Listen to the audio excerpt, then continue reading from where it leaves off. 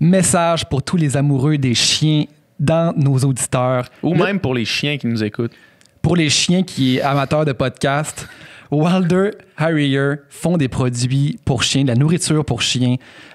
Next level, le produit pour chiens. C'est éco-responsable.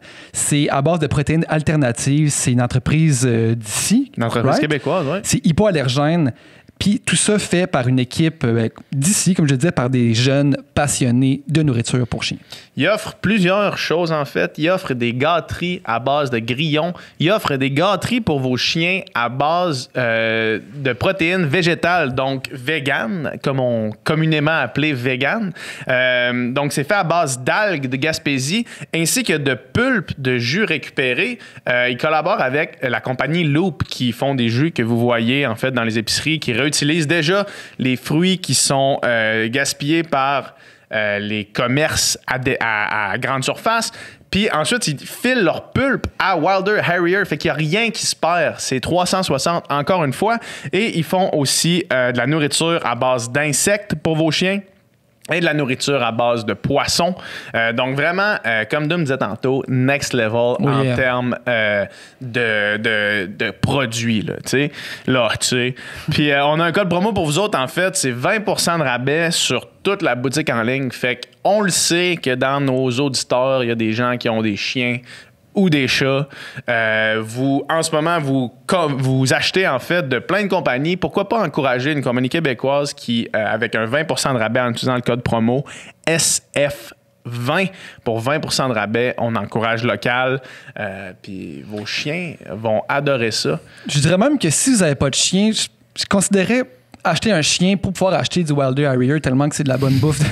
Ça, on appelle ça créer un besoin. Mais Sonia Lupien, pour ceux qui ont écouté le podcast sur le stress avec Sonia Lupien, c'est prouvé que ça diminue le stress de flatter un beau petit chien. Ouais. Donc, je considérais vraiment l'option. Oui, tout à fait. Donc, allez voir ça sur leur site internet, monchiensauvelemonde.ca.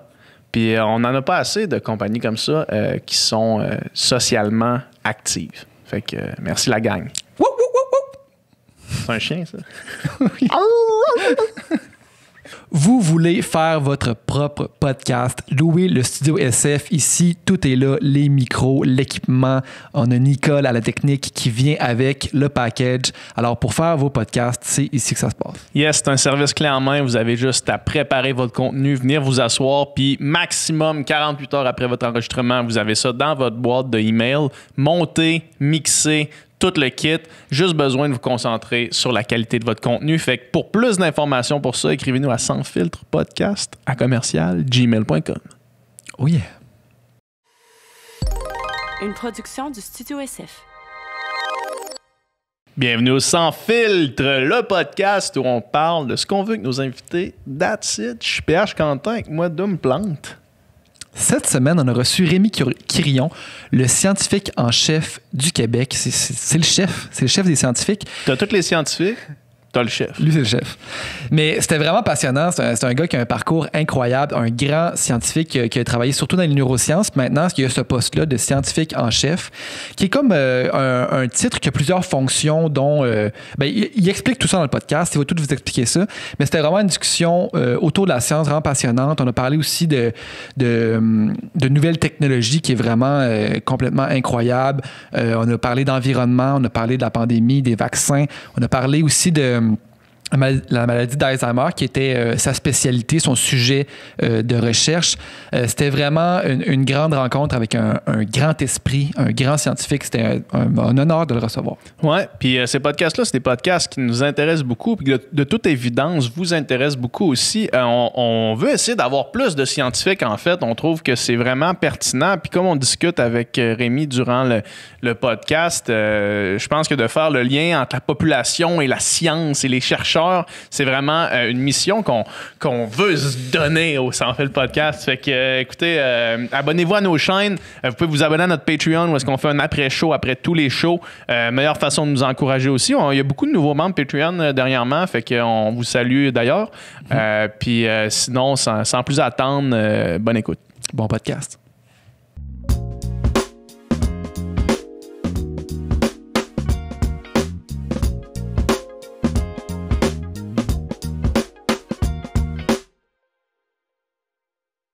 Puis donc, bonjour, bienvenue. Merci beaucoup d'être là. Ça fait très plaisir d'être avec vous. On a reçu Olivier Bernard, puis c'est lui qui nous a mentionné à un moment donné qu'il existait un scientifique en chef au Québec. C'est la première fois que j'entendais le chef titre. de tous les scientifiques. Ouais. Juste pour le monde qui nous écoute rapidement, puis aussi pour nous, quel est le rôle, mettons, globalement, du scientifique en chef du Québec? Oui, ici au Québec, c'est un peu différent de d'autres régions du monde. Là. Scientifique en chef, c'est un modèle britannique. Donc, ça a été développé en Angleterre dans les années 60. Donc, ça fait longtemps. Mais c'est vraiment un modèle, je dirais, plus Commonwealth. Donc, ça a été les premiers. Par la suite, il y a eu l'Australie, il y a eu la Nouvelle-Zélande. Ils ont essayé à d'autres différents endroits. Dans la francophonie, il n'y en a pas des marches. Maintenant, il y en a une au Canada. Là, fait que c'est un peu bilingue, mon en est mère. Mais sinon, du coup, dans le milieu francophone, très, très, très peu. Et le modèle québécois est un peu différent. Donc, le rôle, en général, des scientifiques en chef, c'était un aviseur au gouvernement. Donc, on donne des avis au gouvernement, tout ce qui touche la science, la recherche, l'innovation. Okay. Donc, ça couvre très, très, très large. Et moi, ici au Québec, la façon dont c'est organisé, je suis sous le ministère de l'Économie et de l'Innovation. OK. Donc, avec Pierre Fitzgibbon. Mais ça a bougé. Au cours, depuis que je suis en poste, ça fait près de 10 ans maintenant. Quand les gouvernements changent, vous restez en place, ça change rien? Oui, c'est pas une nomination. Il y en a que ça change. Maintenant, il y a aussi un genre de poste équivalent aux États-Unis. Et quand le nouveau président ou la nouvelle présidente est nommée, ben là, elle fait place nette.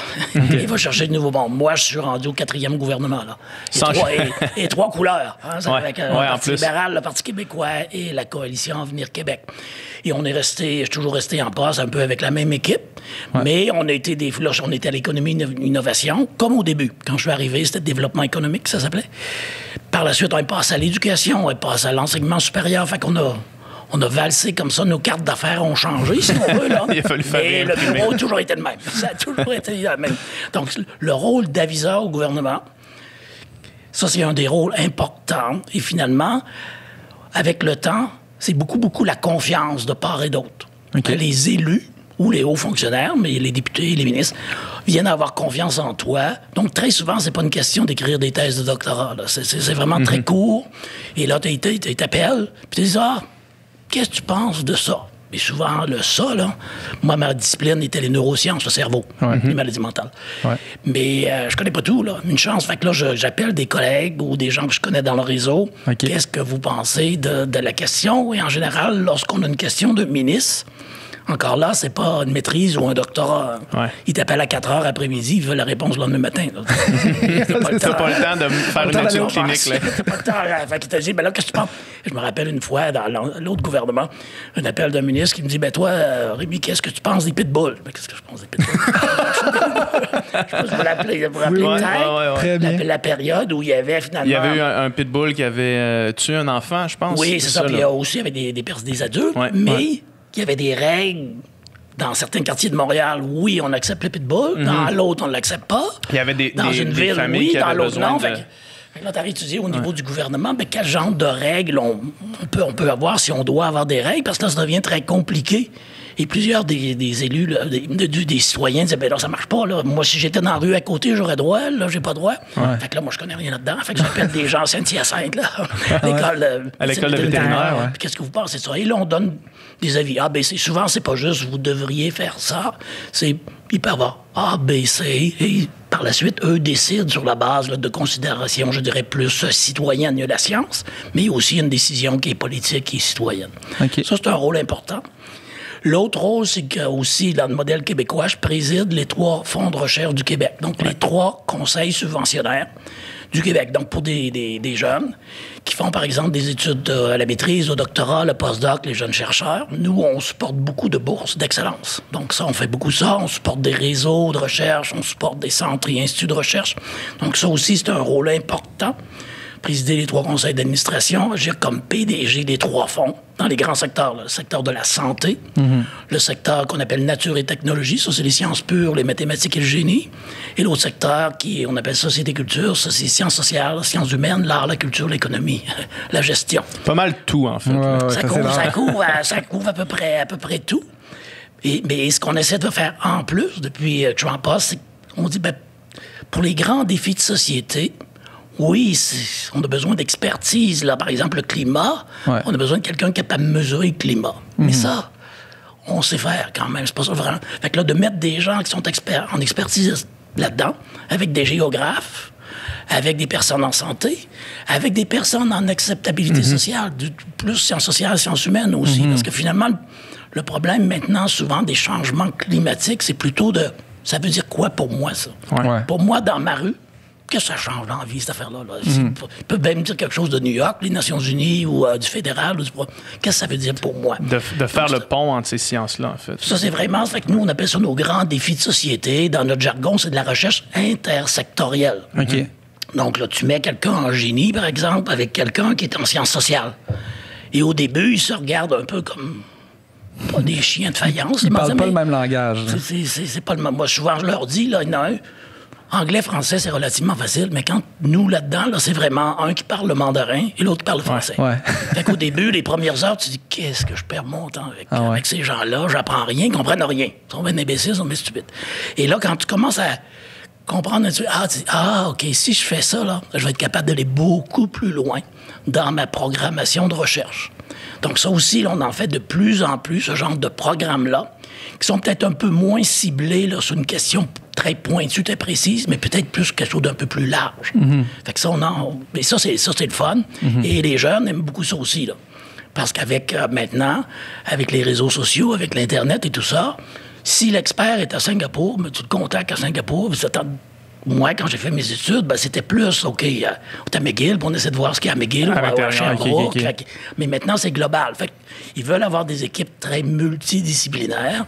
Et ça, nous, on essaie d'aider le plus possible de ce côté-là. Et d'après moi, c'est un peu l'université de demain. Est-ce que c'est nouveau, ça?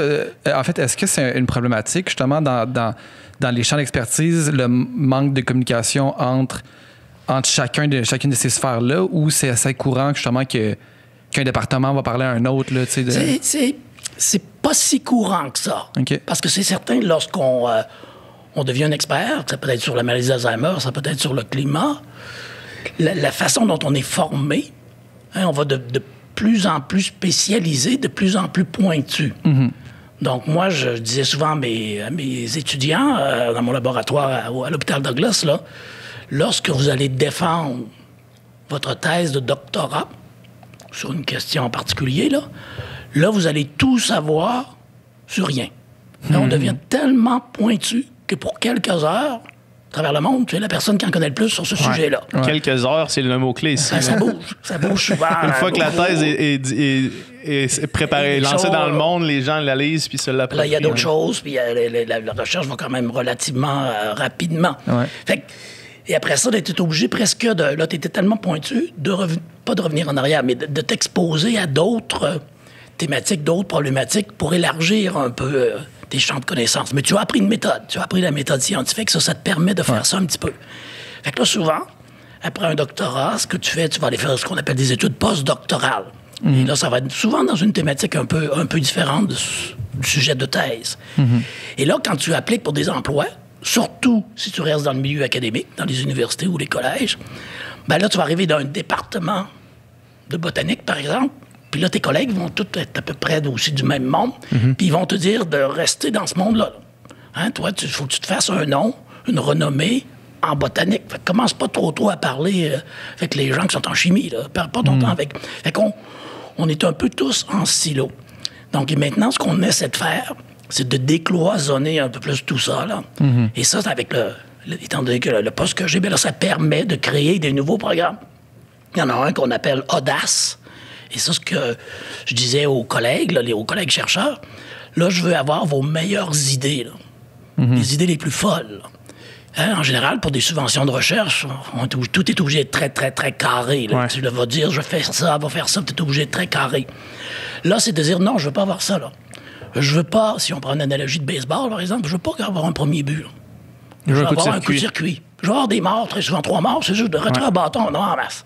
Mais la science, ça devrait être ça, la recherche aussi. Ouais. Hein, dans 90% des cas, ça marche pas, c'est correct. Mais quand ça marche, là, tu as quelque chose de différent. Fait que là, on met des gens dans le programme Audace, vraiment qui viennent de disciplines très différentes. Et lorsqu'ils nous présentent leurs résultats, ça fait « wow ». Parce que là, vraiment, ça change. Ça change un peu les modèles. Fait que ça, c'est très important. C'est fascinant. J'ai plein de questions, mais juste avant, on est des très mauvais hôtes. Est-ce que vous voulez quelque chose à boire? Non, ça va. Non, OK, parfait. Parfait. Excellent. Fait que, si on va, le programme Audace, ça m'intéresse beaucoup d'en apprendre plus. Est-ce qu'il y a des choses qui sont... Est-ce qu'il y a eu des gros coups de circuit dernièrement qu'on sait, qu'on connaît, qu'on a vu passer? Ce qui est intéressant, et ça nous a surpris, on pensait même pas qu'on aurait ce genre de proposition-là. Il y a une dame, une fermière, une agricultrice de la région de Grimby, qui produit du foie gras, le gavage habituel des canards et des oies. Puis là, elle avait entendu parler du programme Audace, à la radio, je pense que c'était la radio qu'on avait parlé de ça à un moment donné.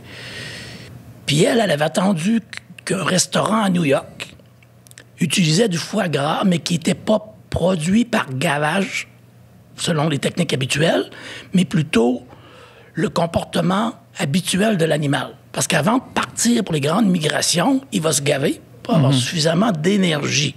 Fait qu'elle appelle le restaurateur new-yorkais, puis elle dit « J'ai entendu dire que tu utilisais du foie gras d'animaux non gavés et forcés.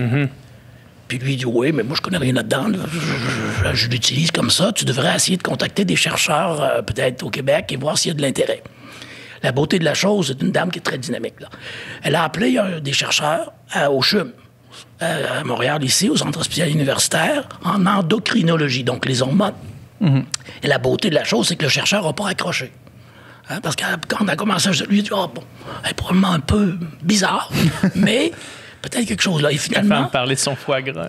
Finalement, ils se sont convaincus qu'il y avait peut-être quelque chose là. Fait que lui, il a parlé avec des collègues du côté radiologie, parce que maintenant, avec les techniques très avancées de radiologie, on peut voir les dépôts de lipides, de graisse dans le foie. Fait qu'ils ont dit, peut-être qu'on pourrait faire ça. Aussi, un spécialiste du comportement animal, du comportement des oies et des canards. Ils ont fait la demande. Et cette dame-là, lorsqu'elle nous présente le projet de recherche, c'est fabuleux, là. Fait qu'il s'agissait de dire, là, l'animal se prépare pour quitter bientôt pour la migration. Comment identifier que c'est le temps, si on veut le sacrifier, parce que son foie est vraiment engorgé de graisse, par exemple, naturellement. Fait que là, ils ont fait ça avec le radiologue et tout ça. Fait que c'est quand même assez fabuleux, là, que c'est venu d'une citoyenne. C'est même pas venu d'un chercheur. Fait que ça, il y a quelque chose là qui est quand même intéressant. Un autre, c'est fascinant. Continuez. Un autre, c'est très différent, c'est les cancers du visage. Là. Et quand tu as un cancer du visage, souvent, quand ils font beaucoup de chirurgie plastique, tu te reconnais plus ou moins dans le miroir. Fait que toute ta personnalité, il y a beaucoup de problématiques là, de remise en question de personnalité, de santé mentale et tout ça. Donc là, les chercheurs aussi ont suggéré, il y a des plasticiens, des ingénieurs, des médecins, comme nous des chirurgiens, avec les patients. Et c'est venu que c'était les patients qui ont pris le leadership là-dedans. Puis en parlant à leurs collègues, en disant, pour nous, c'était intéressant. Fait que là, ils ont même développé une petite compagnie qui, en termes de façon de faire des nouveaux visages, tenir compte un peu plus de la sensibilité humaine là, du visage de la personne qui se voit dans le miroir. Puis ils ont développé une petite compagnie reliée à ça. Là. C'est une collaboration entre l'École de technologie supérieure, ici à Montréal, et le CHUM. Là. Fait que ça aussi, c'est assez... ça serait pas arrivé dans des programmes habituels. Comme de quoi, quand on met son expertise à contribution, chacun, on arrive à des résultats qui est vraiment surprenant. Et je pense que du côté environnement, changement climatique, objectifs de développement durable, ça va être très, très important d'amener des experts de différentes disciplines à travailler ensemble et aussi d'amener le citoyen. Citoyen partenaire. On a de plus en plus aussi de programmes qu'on appelle de sciences participatives, là, où le projet de recherche est proposé par le citoyen. Là. On appelle ça ce programme-là. C'est un programme d'engagement.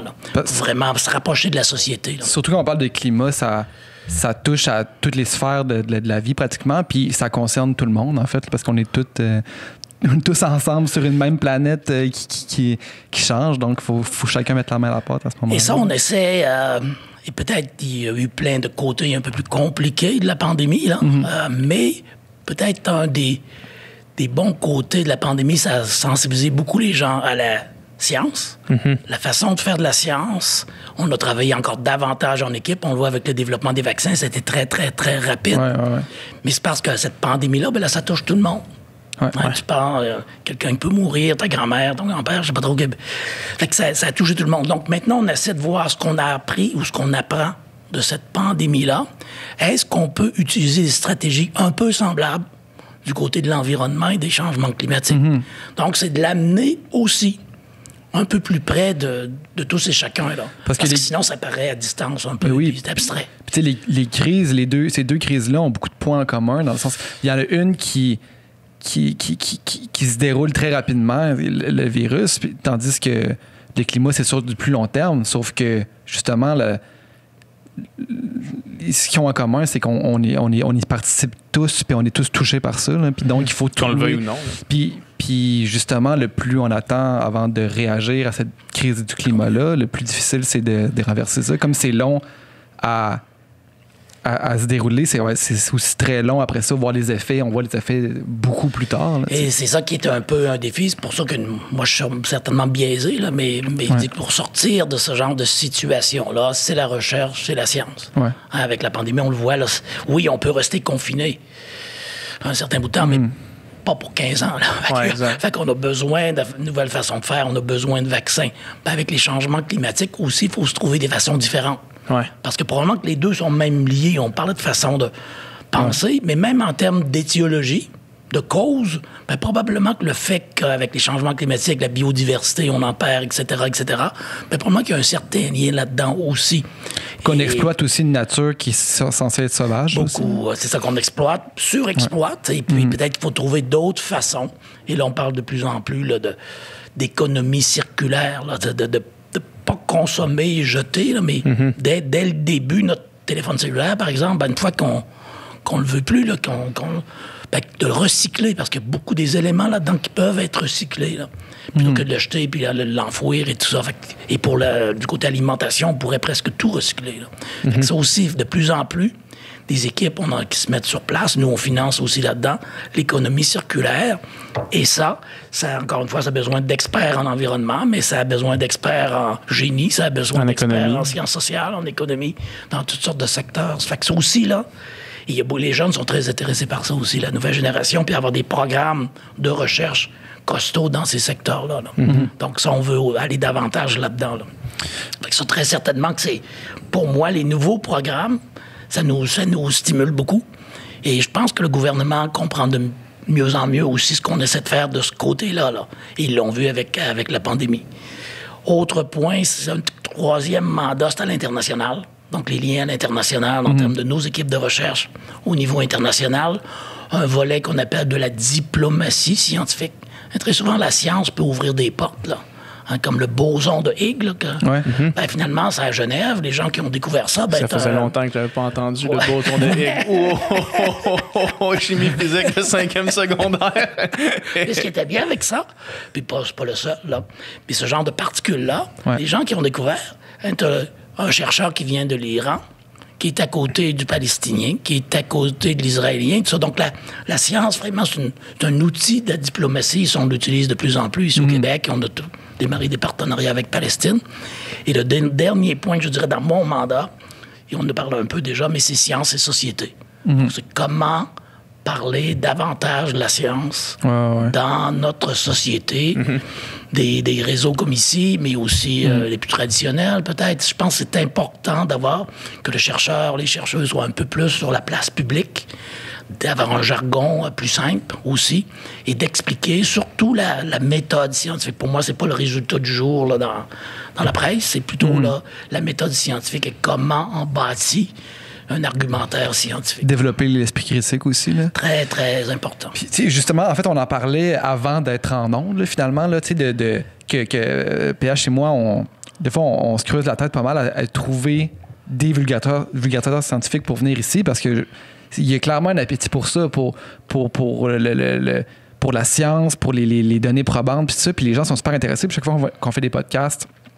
dans ces thèmes-là, les gens adorent ça, tu sais. Ah ouais. Sauf que sont difficiles à trouver, ces scientifiques-là, qui font aussi du public, qui sont super à l'aise, puis qui sont prêts à sortir de leur labo d'une fois de temps en temps pour venir parler comme vous le faites aujourd'hui, tu sais. Puis justement, tu sais, on parlait qu'on avait reçu il y a quelques semaines, tu sais, Sonia Lupien, puis à chaque fois que j'ai des discussions comme ça avec des gens de science, là, comme vous, comme Sonia, je me dis, crime, il y a tellement de choses qu'on sait, que l'humanité sait, tu sais, que les études, que la recherche, on est tellement rendu loin, mais ce savoir-là, tu sais, il se rend pas il se rend difficilement à la masse, tu sais. Puis des fois, des fois, on est entre amis, on jase, puis là, on se met à parler d'un sujet ou à s'ostiner sur quelque chose.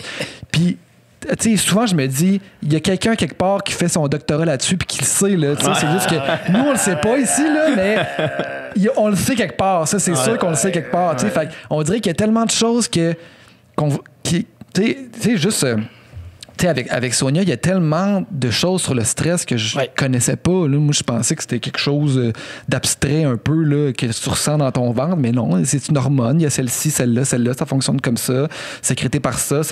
Tu sais, puis ça devient super clair. Puis là, il n'y a plus d'espèce de débat flou. Débat flou de personnes qui connaissent à moitié ça. Tu sais, puis là, la science nous a prouvé, là, tu sais, par la méthode scientifique, hors presque de tout doute raisonnable, que c'est de même que ça fonctionne. Oui, puis en plus, c'est une découverte montréalaise. Le mot stress vient d'un professeur de l'Université de Montréal. C'est vrai? Hans Sellier, dans les années 40, qui a commencé une partie de sa carrière à McGill, une autre partie à l'Université de Montréal, et c'est lui qui a donné ce terme-là.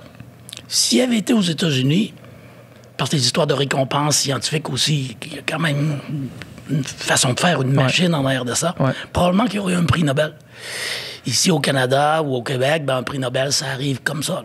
Mais c'est pas ça. Il faut bâtir une carrière et s'assurer qu'il y ait d'autres prix. Mais Hans Sellier, c'est vraiment lui qui a défini le terme du bon stress, du mauvais stress, un peu comme Sonia vous a parlé là, avec les glandes surrénales, tout ça, l'effet au cerveau. Fait qu'il était un des très grands pionniers de ce côté-là. Puis vous voyez, puis en me préparant pour le podcast avec Sonia, j'avais entendu parler d'Hans Sellier parce qu'il y avait...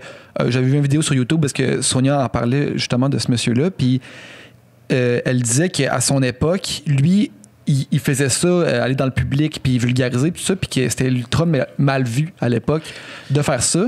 Puis moi, j'ai de la misère à comprendre pourquoi. Puis, première partie de la question, pourquoi ça serait mal vu, puis est-ce que ça l'est encore aujourd'hui? Jusqu'à un certain...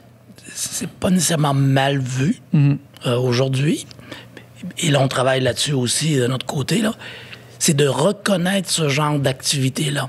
Okay. Parce que lorsqu'un jeune prof vient d'être engagé par l'université quelconque, au début, c'est sûr, c'est de démarrer l'équipe, être productif, et la compétition est relativement solide. Là. Donc, on doit être productif, on doit produire assez rapidement. Et très souvent, lorsque tu es évalué là, pour des promotions à l'université, encore, tu es évalué beaucoup sur tes publications. Combien tu as eu de publications, dans quel type de revue scientifique. Après, ils vont considérer un peu l'enseignement. L'enseignement, tu as à faire donner des cours à l'université. Et en troisième lieu, c'est ce qu'on appelle les autres activités. Fait que oui, tu es allé donner une conférence à la Chambre de commerce. Nice to have. C'est beau d'avoir ça, mais ça compte pas vraiment. Donc là, ce qu'on essaie de faire, et c'est un changement de culture, c'est de dire que c'est des activités aussi importantes que des publications scientifiques. Donc, vraiment de vulgariser ta recherche, ta science, ou la science en général, c'est pas nécessairement tes résultats à toi, là. C'est très important et on doit valoriser ça davantage. Et lorsque des chercheurs appliquent pour des subventions chez nous, les pairs, les comités de pairs qui revoient les demandes, ils doivent en tenir compte. Donc, c'est pas seulement de dire « Ah oui, il a fait ça en plus ». Non. Il faut vraiment mettre des points, on met des points pour les projets et pour les publications. Donc, on n'est pas les seuls à faire ça maintenant, mais de plus en plus, on s'en va vers ça pour stimuler les gens. C'est pas nécessairement tout le monde qui veut le faire, puis c'est correct, là.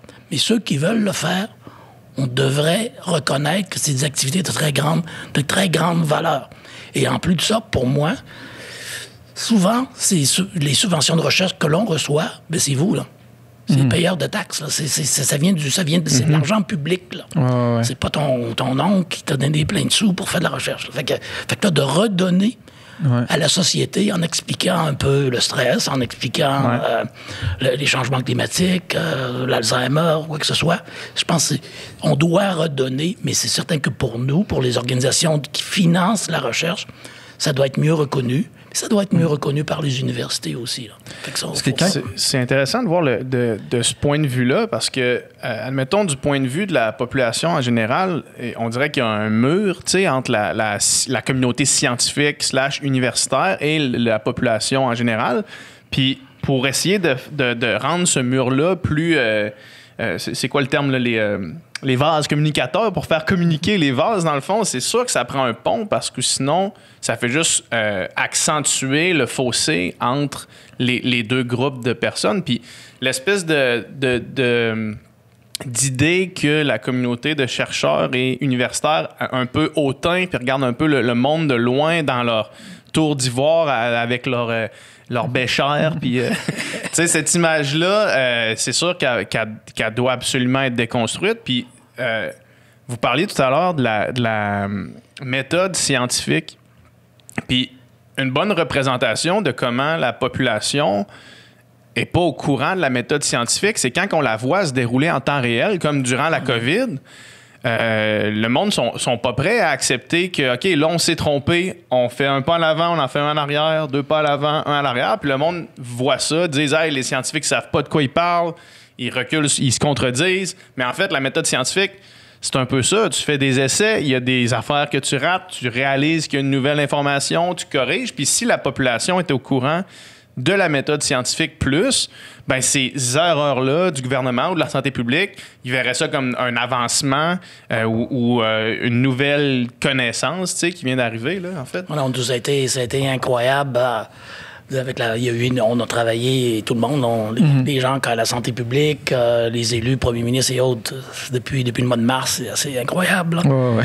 Mais du côté de science, quand même, on ne connaissait rien de ce virus-là il y a un an. Là. Ouais. Puis si quelqu'un m'avait dit, même il y a juste 6 mois, puis j'ai participé à plusieurs discussions, là, on va avoir un vaccin avant la fin de l'année 2020. Là, dit non. Ouais. Ça va pas se prendre au moins un bon bout de temps de plus que ça. Donc là, ce qu'on a fait, et on espère qu'on va garder ça, c'est qu'on a mis en commun, on a collaboré énormément au niveau mondial. Pas juste au Québec beaucoup, mais aussi à l'international, pour aller le plus rapidement possible. La séquence du virus, quand tu l'as, tu la rends publique à tout le monde. Ouais. Tout le monde peut l'avoir. Ouais. Les Chinois l'ont fait rapidement. Ce qui est extrêmement contre-intuitif dans notre société d'aujourd'hui. Tout devient ce qu'on appelle la science ouverte. Donc, on espère qu'on a fait un bon bout là-dedans, parce qu'on connaissait rien. Et c'est un peu, on utilise souvent l'analogie, là, c'est comme construire un avion en vol. Hein, il te manque je pense que ça nous prend un autre aile. C'est ça, là, tu dis, il manque ci, il manque ça. Au début, tu te dis, puis en plus, c'est un virus qui est un peu particulier. Fait on connaissait vraiment pas. Et là, pour les élus, en particulier, ils doivent décider, là, encore une fois, c'est pas une question de 3 semaines, là, de décider demain matin, là, qu'est-ce que je fais avec cette affaire-là. Fait que là, tu donnes des avis qui sont basés sur une certaine science, mais encore une science que je dirais molle, là, parce qu'on n'a pas eu le temps vraiment de la valider au complet. Ce qui fait que oui, il y a eu des allers-retours comme ça, des avancées, tu recules, mais ce que moi j'ai beaucoup aimé, c'est vraiment les liens très, très forts, les collaborations très fortes entre toutes les équipes à travers le monde. Et on veut que ça continue. Puis la même chose pour des défis encore plus grands. Si on vit au climat, là, on va être obligé de travailler ensemble, on n'aura pas le choix. Il va falloir apprendre de cette pandémie-là. Puis qu'est-ce qui a fonctionné pour garder ça ensuite, là, tu sais. Je me souviens, vous étiez à Tout le monde en parle en mars dernier, si je me trompe pas, puis vous disiez, vaccin d'après moi, dans 1 an et demi, on risque de voir ça. Puis finalement, c'est fou que ça a été plus rapide, tu sais. En plus, dans un monde où, en général, c'est toujours plus long. Tu sais, au début, le confinement, on pensait que ça serait... vraiment moins long que ça. Toujours plus long, mais crime les vaccins plus rapide que prévu, finalement. Oui, puis là, on espère que d'ici quelques mois, au moins la majorité des personnes vont être vaccinées. Et je dois dire que je suis quand même ici au Québec, là, on est chanceux, Québec-Canada. L'ouverture du citoyen, des fois, il ne comprend pas nécessairement tous les détails de la méthode scientifique ou de la science, mais il y a une grande ouverture et beaucoup d'intérêt. Ça, on est quand même chanceux là, par rapport à d'autres sociétés où les gens doutent énormément, non, on ne croit pas assez. Fait qu'on est quand même, et des émissions comme celle-ci, puis il y en a là, dans des médias plus traditionnels, il y en a quand même beaucoup. Pour une petite communauté, quand même quelques millions, là, je dis souvent, on n'est même pas la banlieue de Tokyo, nous autres, la population de Montréal. Et ça, on est chanceux de ce côté-là, d'avoir des façons de faire, qu'il y ait de plus en plus de chercheurs qui soient sur la place publique, Puis quand on ne sait pas, on ne sait pas. Ben, ça, on ne sait pas. Ouais. Plutôt qu'essayer de faire une histoire qui, là, par la suite, ben, ça va te revenir d'en faire. Ça, c'est mieux de dire qu'on ne sait pas. Mais on l'entend quand même, le doute. Là. C'est peut-être une minorité quand même bruyante, là, ceux qui s'opposent à la science, au consensus, puis tout ça, puis au vaccin, évidemment. Mais est-ce que, tu sais, mettons, moi, j'ai juste des gens proches de moi qui disent, tu sais, je suis pas contre les vaccins, mais il a tellement été fait rapidement. Est-ce qu'on peut savoir à 100% qu'il n'y a pas des effets sur le long terme? Tu sais, comment on fait pour savoir si dans 10 ans, je ne vais pas avoir un effet secondaire qui va apparaître de ce vaccin-là, tout ça? Est-ce que c'est quelque chose qui existe, ça, qui se peut, ou pas du tout? C'est Non, je pense que pour les vaccins, on connaît quand même beaucoup. La façon dont ça a été fait, c'est une technologie un peu différente. Ouais. Mais les gens ont pris aussi... les bases de connaissances de vaccins. Puis là, puis il y a aussi beaucoup de risques, entre guillemets. Parce qu'en général, on fait étape numéro 1, on fait 2, on fait 3, on fait 4, on fait 5. Ça prend du temps. Là, ce qu'on a fait en séquentiel. On a dit, OK, ça semble marcher, je commence l'autre avant d'avoir tout fait. Et la production de vaccins, en général, ça arrive là, quand tu es au bout des étapes d'essais cliniques, ça prend 5-6 ans à faire ça. Ouais. Et là, tu commences à produire ton vaccin. Donc là, les compagnies, avec les gouvernements, on dit, on commence à les produire tout de suite. Si jamais ça s'avère qu'ils sont pas bons, on va tout mettre ça à la poubelle. Et finalement, ça s'avère... Fait que là, on a sauvé des années aussi avec ça. Là. Fait que c'est une façon de faire un peu différente. Et on espère maintenant qu'on va garder cette façon-là aussi, parce qu'il va y en avoir d'autres pandémies, malheureusement. Ouais. Là, on va être obligé d'en avoir d'autres vaccins. Fait que ça, je pense que, oui, une certaine inquiétude, mais du côté public, mais je pense que l'excellence, la façon de faire, les essais cliniques, tout a été très là bien quand fait. Même. Ça a juste été fait plus rapidement. Un peu partout à travers le monde. Là où c'est certain qu'on a vu plus, tout ce qui est plus fausses nouvelles, complot, ça, il y en avait avant. Ouais.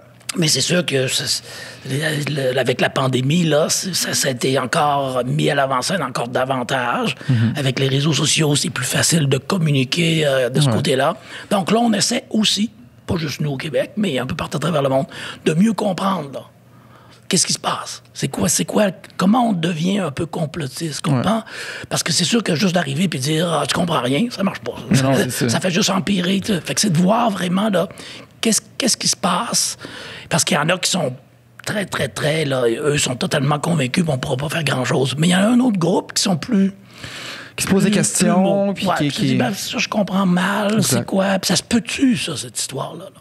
Fait que finalement, c'est peut-être avec ces groupes-là, pas nécessairement nous dire qu'ils ont tort, mais plutôt dire, peut-être qu'on peut vous parler un peu plus de la méthode, encore une fois, de la méthode scientifique, comment c'est fait, essayer d'expliquer un peu plus le genre de chercheurs qui ont été impliqués, des groupes d'âge semblables, des jeunes, des moins jeunes et tout ça, pour que ce ne soit pas juste les chercheurs qui en parlent, mais aussi, comme des mortels, qui l'expliquent aussi aux gens dans la société. Mais de là, l'importance, justement, tu sais, puis de la vulgarisation, puis de la communication, pour moi, c'est tellement... Ça m'apparaît tellement comme essentiel, parce qu'une population qui a une littératie scientifique, tu sais, qui a des bonnes bases solides, justement, va être moins enclin à croire toutes sortes de choses qu'ils voient passer sur leurs réseaux sociaux. Puis, tu sais, c'est parce qu'après ça, la politique... Tu sais, je pense pas que c'est vrai que chaque décision politique est toujours 100% basée sur le consensus scientifique. Là. Des fois, puis si on a une majorité de la population, je donne un exemple, qui serait climato-sceptique, ben après ça, si tu veux te faire élire, t'as un peu le choix d'aller dans la direction de ta base qui vote. Donc, plus ta population est éduquée scientifiquement, plus ça, la politique et la science peuvent travailler main dans la main. C'est un très, très bon point. C'est ce qu'on essaie de faire un petit peu avec la science participative, par exemple, puis que le citoyen et le chercheur se rencontrent plus souvent. Puis encore une fois, dans le programme qu'on a sur les sciences participatives, oui, le résultat, mais c'est pas vraiment ce qui m'intéresse, le résultat de l'expérience. Si ça marche, tant mieux. Là. Mais c'est plutôt, encore une fois, de se connaître. De connaître un l'autre, puis de voir, c'est un chercheur ou une chercheuse, c'est du monde ordinaire. Là, ils font leur épicerie comme tout le monde. Là, puis, mais bon, il y a une formation pointue dans un secteur, mais on peut leur parler, puis ils sont ouverts. Et tout. Donc, c'est pour ça que d'expliquer davantage à nos concitoyens, je pense que c'est très important. Et comme tu disais, là, à un moment donné, c'est eux qui votent après aussi. Mais oui, c'est ça. Fait que les élus... détiennent le pouvoir. Les élus... parce que c'est sûr que, par exemple, quand on donne des avis dans les postes comme le mien, oui, les élus vont regarder, OK, ça, c'est les données probantes, les données scientifiques, mais à côté de ça, il y a aussi tout l'impact sur la société. Là, tout. Fait ils pensent à ça, puis généralement la politique. Fait que oui, la science est un élément, mais il y a plus que ça. Et ça, il faut l'accepter. Ouais. Ça, quand je suis arrivé, tu pars de ton laboratoire avec moi, j'étais très chanceux, des équipes de jeunes, des chercheurs d'étudiants qui sont partout à travers le monde maintenant. Là. C'est vraiment fabuleux. Et là, tu es habitué d'écrire une publication scientifique, t'envoies ça, ça te revient, puis les gens te disent « Ah non, c'est pas si bon que ça. » Tu dis « Ah, ils comprennent rien, gna, gna, gna. » On fait ça comme ça, mais là, tu arrives avec... Dans le monde politique, c'est un monde totalement différent, là. Et l'échelle de temps n'est pas la même chose qu'on disait. Et aussi, il y a des considérations beaucoup plus larges que la donnée probante. Oui, c'est important d'avoir ça, mais ça prend plus que ça. Et comme aviseur... Ben, c'est pas moi qui prends la décision. Ouais. Quand j'étais dans mon laboratoire, mais là, moi, je donne des avis et par la suite, c'est le gouvernement qui décide. Sentez-vous pris comme entre deux feux, des fois, justement, entre ce côté-là scientifique où est-ce que la donnée probante est la chose suprême versus là, la politique où est-ce que c'est pas toujours le cas, puis vous devez être un genre de pont entre ces deux choses-là? Je pense que je savais pas dans quoi je m'embarquais. De toute façon, ça m'intéressait pas vraiment, ce poste-là, au point de départ. Là, quand, je sais pas trop pourquoi je fais ça. Je savais pas. Quand j'ai été contacté, là, quand le ministre Gignac, à ce moment-là, a décidé de créer le poste, puis là, il y a des gens qui m'appelaient, puis chercheurs de tête, puis je leur dis non, appelle telle personne, ils vont peut-être être intéressés. Fait qu'ils sont revenus à plusieurs reprises. Ouais. Parce que moi, ça allait très bien. Mon laboratoire allait bien, la recherche allait bien. Beaucoup de plaisir à faire ça. Mm-hmm. Et là, finalement, j'ai dit, que je vais aller les voir, je vais aller vous voir. Puis là, ça, je suis entré là-dedans. Là. Ouais. Puis après ça, tu arrives là, puis du jour au lendemain, là, c'était une belle carte d'affaires. Là. Un titre un peu sexy. Et puis je suis le chef. C'est moi le chef. Puis là, t'arrives, tu dis, qu'est-ce que je fais? Qu'est-ce que je fais avec ça? Là, hein? Le ministre, il en voulait un. Scientifique un chèque, une fois qu'il l'a, qu'est-ce que tu fais? Là? Fait que là, t'avais un peu tout à construire, que j'aime beaucoup. Par contre, quand tu commences quelque chose, j'ai toujours aimé ça plus que lorsque tu es le deuxième ou troisième. Ouais. Mais tout ça, c'est un changement de façon de faire. Et c'est d'accepter, de dire, là, OK, les rôles sont changés.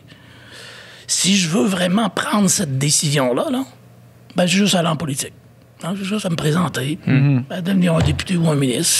Si je suis un aviseur, je suis un aviseur. Fait que c'est de mettre ça dans la tête aussi. Mais ce qui est fascinant en même temps, parler un peu de certaines thématiques, parce qu'on est exposé à des choses nouvelles à chaque jour. Ouais. C'est tellement vaste. C'est sûr que depuis quelques mois, on est beaucoup pandémie. mais c'est tellement vaste dans tous les secteurs. Littérature, les arts, bien sûr en santé, les caribous.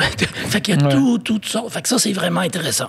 Vous apprenez toujours on a des choses nouvelles, puis des fois, il y a des frustrations, mais il y en a dans n'importe quel genre de travail.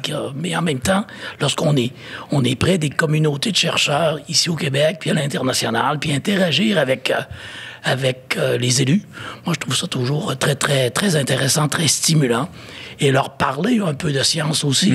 On a démarré des programmes là, de petits déjeuners à l'Assemblée nationale. Et ça, c'est intéressant. C'est même pas nous qui avons eu l'idée, dans un sens là. C'est des députés, à un moment donné, qui ont dit, nous, on aimerait attendre parler davantage de science, là. Ah ouais? Et puis là, c'était tous les partis. Là. C'était pas juste le parti au pouvoir. Dans ce temps-là, c'était le Parti libéral qui est au pouvoir. Puis on dit, on aimerait entendre parler de science. Je dis, OK, on va vous amener un ou deux chercheurs sur des sujets. Quel sujet? Et le premier sujet qui m'ont proposé, c'est ce qu'on appelle CRISPR-Cas9. C'est la méthode de modification du génome qui a eu le prix Nobel. Les deux femmes ont eu le prix Nobel pour cette découverte-là cette année. Fait que quand ils m'ont dit ça, on va entendre parler de CRISPR. What? C'est un peu particulier. Et vraiment, c'est parce que je disais, nous, en termes de thérapie génique, on commence à en entendre parler dans notre comté. Des gens qui ont des maladies incurables. Ils ont lu ça quelque part. On dit, peut-être que ça pourrait m'aider, moi. Fait qu'est-ce qu'on pense de ça? Puis éventuellement, il y a des projets de loi qui vont aller là-dessus. Fait que ça, on l'a fait. Et là, ça fait 4-5 ans qu'on a commencé. Et c'est toujours très stimulant. On amène deux chercheurs. Ils vont parler pendant 3-4 minutes. On leur dit toujours, là, c'est pas 30 minutes. Là, c'est pas une présentation dans un congrès scientifique. Là. Vraiment des très hauts niveaux. Et là, les députés posent des questions. Et c'est toujours des très bonnes questions, toujours très surprenantes. Chaque fois, tu dis, wow! Et ça permet aussi de démystifier un peu la science, la recherche. Là. Puis, est-ce que vous trouvez que l'écoute du gouvernement est est somme toute bonne par rapport aux données scientifiques? Ici, je dois dire aussi, au Québec, on est quand même assez chanceux. Là. Je parlais des fonds de recherche du Québec. Ça existe ici depuis une cinquantaine d'années, là, des années 60, 70. On reste encore aujourd'hui à peu près la seule province au Canada qui a des conseils subventionnaires au niveau de la province. Il y en a au niveau du gouvernement fédéral. Mais ici, donc, au Québec, depuis plusieurs décennies, indépendamment du parti au pouvoir, il y a des investissements qui sont relativement significatifs en recherche et innovation. Donc ça, il y a une tradition. Depuis très longtemps, cette ouverture-là est là. Ce qu'on a vu depuis la pandémie, et avec la science qui est là tous les jours, là, à côté du premier ministre et tout ça. Donc là, ça a ouvert... Littéralement assis à côté du premier ministre. Et des fois, ils sont peut-être plus ou moins d'accord, mais quand même, on voit tous les jours. Fait que les chercheurs sont dans les journaux aussi quotidiennement, la télévision et tout ça, donc très présents.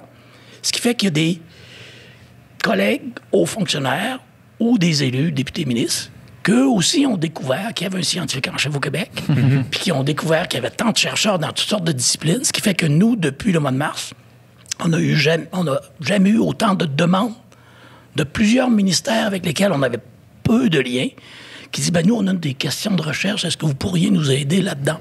Donc, de ce côté-là aussi, ça a ouvert beaucoup en termes de gouvernement et l'importance de la science. Et on a travaillé beaucoup avec notre ministère, notre ministre, et aussi avec les finances. Et finalement, le ministère des Finances a décidé d'investir davantage en disant, la science, la recherche, ça va faire partie de la reprise économique. Là. Donc, de ce côté-là, on est quand même assez bien positionné. C'est sûr que faut pas lâcher. Là. Il y a toujours, faut démontrer que ça peut être utile, mais en termes d'impact économique, on l'oublie assez souvent aussi. Là. Juste sur Montréal, les universités sur Montréal, avec les étudiants, avec les profs et tout ça, c'est des milliers et des milliers d'emplois. Il y a autant d'emplois dans le domaine, dans les universités sur Montréal qu'il y en a dans l'aérospatial. C'est quand même un secteur très porteur en termes d'économie.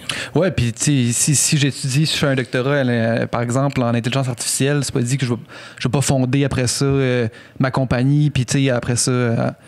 avoir justement là, ma business d'intelligence artificielle ou peu importe. Là, après ça, c'est l'innovation. Il y a un retour à ça là, ensuite. Oui, ça, c'est un très bon point. De plus en plus, là, dans mon temps, quand moi j'ai fait mes études, c'était assez linéaire. Hein. Tu faisais le collège, le bac, etc. Puis là, tu fais un postdoc, tu vas chercher. Après ça, tu t'en vas à l'université. Maintenant, souvent, les jeunes vont arrêter. Un bout de temps, ils vont commencer, puis après ça, ils prennent 2-3 ans, ils font autre chose, ils arrêtent, ils reviennent. Donc, beaucoup moins linéaire. Et aussi, beaucoup plus d'intérêt à démarrer sa propre entreprise. L'entrepreneuriat, là, ouais. Et ça, c'est assez fabuleux depuis que je suis en poste, là, depuis quelques années, pour les jeunes de 20-25 ans, là, et en particulier des jeunes femmes qui étaient plus ou moins dans le secteur de l'entrepreneuriat. Donc, il y en a de plus en plus. Donc, nous aussi, on a démarré quelques petits programmes là qu'on appelle entrepreneuriat et créativité. Donc, l'entrepreneuriat scientifique, d'aider ces jeunes-là, si plutôt que d'aller faire un postdoc au MIT, par exemple, de dire, moi, je serais intéressé peut-être à démarrer ma compagnie. Comment donner des outils à ces jeunes-là pour qu'ils puissent démarrer leur petite compagnie en espérant la voir grandir dans le temps. Donc ça, je pense que ça fait partie aussi de notre mandat, là, parce que c'est pas tout le monde qui veut devenir un professeur d'université. Plusieurs, puis de toute façon, ils pourraient pas non plus. Là. Mais quelqu'un peut créer sa compagnie, créer des emplois, par la suite, en créer d'autres. Souvent, on voit des jeunes qui créent une première compagnie, surtout dans le domaine là, de l'intelligence artificielle. Ils vendent ça, ils sont millionnaires à 21 ans, puis ils vont en créer un autre. Là. Et à l'opposé, si ça marche pas, tu essaies quelque chose, ça marche pas, tu fais faillite, ben là, tu dois pas être ostratisé. Là. Tu vas dire, toi, t'es pas bon, là, puis on veut plus. Ouais. Fait qu'un peu comme en Israël, t'apprends à chaque fois, même si ça marche pas, puis tu fais faillite, tu recommences une deuxième fois, puis une troisième fois, puis à un moment donné, ça va marcher. Fait que ça, c'est quelque chose, on a à changer notre mentalité un peu au Québec aussi, là. De dire, on apprend toujours, même si des fois, ça marche pas tellement bien, on va apprendre de nos erreurs, puis la prochaine fois, ça va aller mieux. Fait que ça aussi, on essaie de stimuler ça beaucoup. Je trouve ça vraiment perturbant de penser que c'est dans les dernières années que les différents les différents pans du gouvernement se tournent vers la science, tu sais, pour prendre des décisions plus éclairées. Alors que il me semble que ça aurait dû être ça depuis tellement longtemps, alors que toutes les décisions, au final, sont basées sur de la recherche. Là. Toutes les décisions qu'on devrait prendre devraient être basées sur ça. Puis juste de vous entendre dire que depuis les dernières années, là, les ministres commencent à se tourner, les ministères commencent à se tourner vers la science. Il y en avait déjà à l'interne aussi. Il y a 20 ans, peut-être, il y avait plus de recherche à l'intérieur même des ministères. OK. Et ça, dans les années 80-90, il y a eu beaucoup des problèmes économiques et tout ça. Donc, plusieurs ministères, que ce soit au gouvernement fédéral ou provincial, dans plusieurs provinces, finalement, ont décidé de délester. De dire, on n'a peut-être pas besoin de ça à l'interne. Et on l'a vu, par exemple, dans le cas du transport, ministère du Transport, où on n'a plus de compétences beaucoup à l'interne.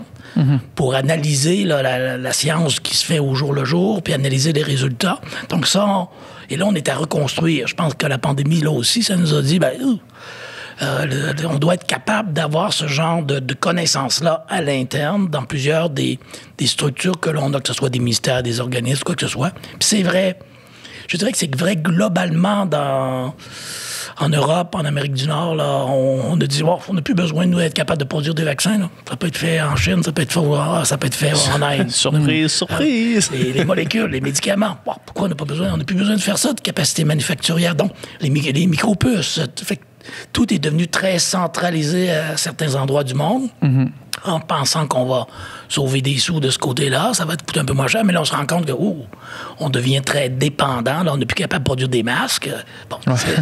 Fait que je pense que ça aussi, ça va être une leçon de cette pandémie-là pour s'assurer qu'on a des capacités de production davantage de toute la chaîne de l'innovation, de la recherche très fondamentale à la commercialisation, et aussi que la science, pour prendre des décisions, on devrait peut-être y penser un peu plus. Là. Je pense que dans certains secteurs, c'était plus présent, c'était un peu plus aigu. Dans le secteur de la santé, si on pense, par exemple, dans les années 60-70, quelqu'un qui faisait une crise cardiaque, il en mourait beaucoup. Et ça prenait 6 mois avant de retourner travailler. Et maintenant, il ferait une crise cardiaque, 48 heures après, il est sur le terrain de golf. Et ça, c'est à cause de la science, c'est à cause de la recherche. Là. Fait que ça, il y a des secteurs où c'était beaucoup plus présent que d'autres. Et maintenant, je pense que ça tend à généraliser que la chose scientifique est importante pour tout le monde. Puis, je me souviens que, il y a plusieurs années, j'avais entendu que, justement, c'était à l'époque du gouvernement fédéral conservateur, là, qu'il y avait une espèce de... Surtout sur les questions du climat, là, les scientifiques n'étaient pas nécessairement libres de communiquer là, le résultat de leur recherche là, juste comme ça. Là, ils devaient passer par le gouvernement. Il y a une espèce de contrôle un peu de la communication scientifique. Est-ce que c'est encore le cas? Non. Mais c'est vrai que ça aussi, il y a des allégeances politiques, là, des fois, qui fait qu'il y a plus de restrictions. Fait que, sur ce gouvernement-là, il y avait ça. Il y avait un poste un peu d'équivalent scientifique en chef. Ils l'ont fermé. Ils n'ont pas besoin de ça. Ils n'ont pas besoin de prendre de décision. Ils n'ont pas besoin de ça. Mais quand aussi le président qui termine, là, M. Trump, est arrivé au pouvoir, plusieurs des organisations du côté recherche et aussi du côté environnement, il a coupé le financement énormément. Là. Environnement, tout ça, on n'a plus besoin de ça, nous autres. Là. Fait que ça a été... Ça va être à remettre sur pied. Là. Oui, c'est ça. C'est un travail de déconstruction. Il n'est pas le seul. Il y a d'autres pays qui ont fait ce genre de choix-là aussi, en disant, c'est moi le patron maintenant. Là. On n'a pas besoin de demander d'avis à personne. Je décide. Fait qu'à un moment donné, ça te rebondit d'en face aussi. Là. Mais c'est pour ça qu'on est quand même chanceux, globalement, ici au Québec, là, depuis, comme je disais, des 50aines d'années. Là, vraiment, de dire d'un parti ou l'autre, la science est quand même importante. Des fois, on est un peu plus de financement, des fois un peu moins, mais globalement, ça a été soutenu depuis plusieurs décennies, ce qui est très, très positif. Là.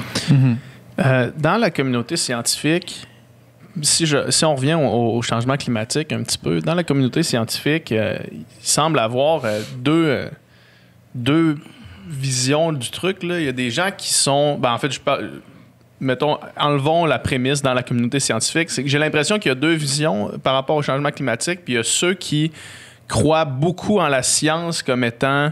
qui sont optimistes par rapport à la science, puis qu'est-ce que la science pourrait amener pour se sortir de ce pétrin-là. Il y en a d'autres qui, en suivant les données scientifiques sont extrêmement pessimistes par rapport à la trajectoire des changements climatiques. Où est-ce que quelqu'un comme vous se place dans tout ça en voyant les nouvelles avancées, en voyant les statistiques de réchauffement qui parlent pour elles-mêmes? Où est-ce qu'on se situe dans cette question-là? Parce que c'est un enjeu qui, en fait, pour moi personnellement, puis probablement pour les gens qui nous écoutent, qui est somme toute assez existentiel, là, tu sais. Non, moi, je suis très optimiste de nature, toujours. Là. En général. Juste en général. Je pense que la science va aider à s'en sortir, la recherche va aider. Là où on doit, c'est qu'on essaie de faire un petit peu maintenant aussi, là, c'est de dire la science pure et dure, là, qui est absolument essentielle dans ce secteur-là, ben c'est pas suffisant. Mm-hmm. De se faire dire par le GIEC que 2 degrés, c'est trop, ou 2,5 ou 1,5. On l'entend. Ce qu'on essaie de faire un peu plus maintenant, c'est de dire, de traduire ça en termes un peu plus concrets. Du côté de la pandémie, c'était très concret. Donc, un peu ici aussi, là, qu'est-ce que ça peut vouloir dire pour moi? Parce que quand c'est un grand discours aux Nations Unies, ouais, c'est beau, puis on se comprend que ça crée une certaine dynamique, une certaine anxiété. Au niveau du gouvernement fédéral, la même chose, et même au niveau du gouvernement du Québec. Je pense qu'il faut vraiment arriver là, dans mon village, dans ma ville, dans mon quartier. Qu'est-ce que ça peut vouloir dire pour moi, cette affaire-là? Et c'est ça qu'on essaie de faire de plus en plus. Et je pense que les jeunes, avec ce qu'on a vu comme manifestation au cours des années, là, fait que j'espère que là, on va apprendre de la pandémie, et se dire comment on rend ça beaucoup plus concret pour moi, pour ma famille, pour les générations futures, et là, de mettre davantage de pression encore sur les gouvernements. Parce que c'est sûr que c'est moins aigu que dans la pandémie, là, quand il ne reste plus de lits à l'hôpital, exact. De lits en urgence, fait que tu dis, on va remettre ça demain. Mais on peut plus. Fait que là, il faut vraiment trouver des façons de faire qui vont amener le politique à prendre des décisions à plus long terme. Et que ça ne change pas nécessairement parce qu'aujourd'hui, c'est M. Trump, puis demain, c'est M. Biden. Que ça soit beaucoup plus à long terme. Et ça, il faut que ça vienne plus concret qu'une signature à Paris comme la COP 21. Fait que c'est de trouver des façons de rendre ça très concret. Et moi, là, je compte peut-être trop, mais je compte, oui, sur les chercheurs, mais encore plus sur nos concitoyens.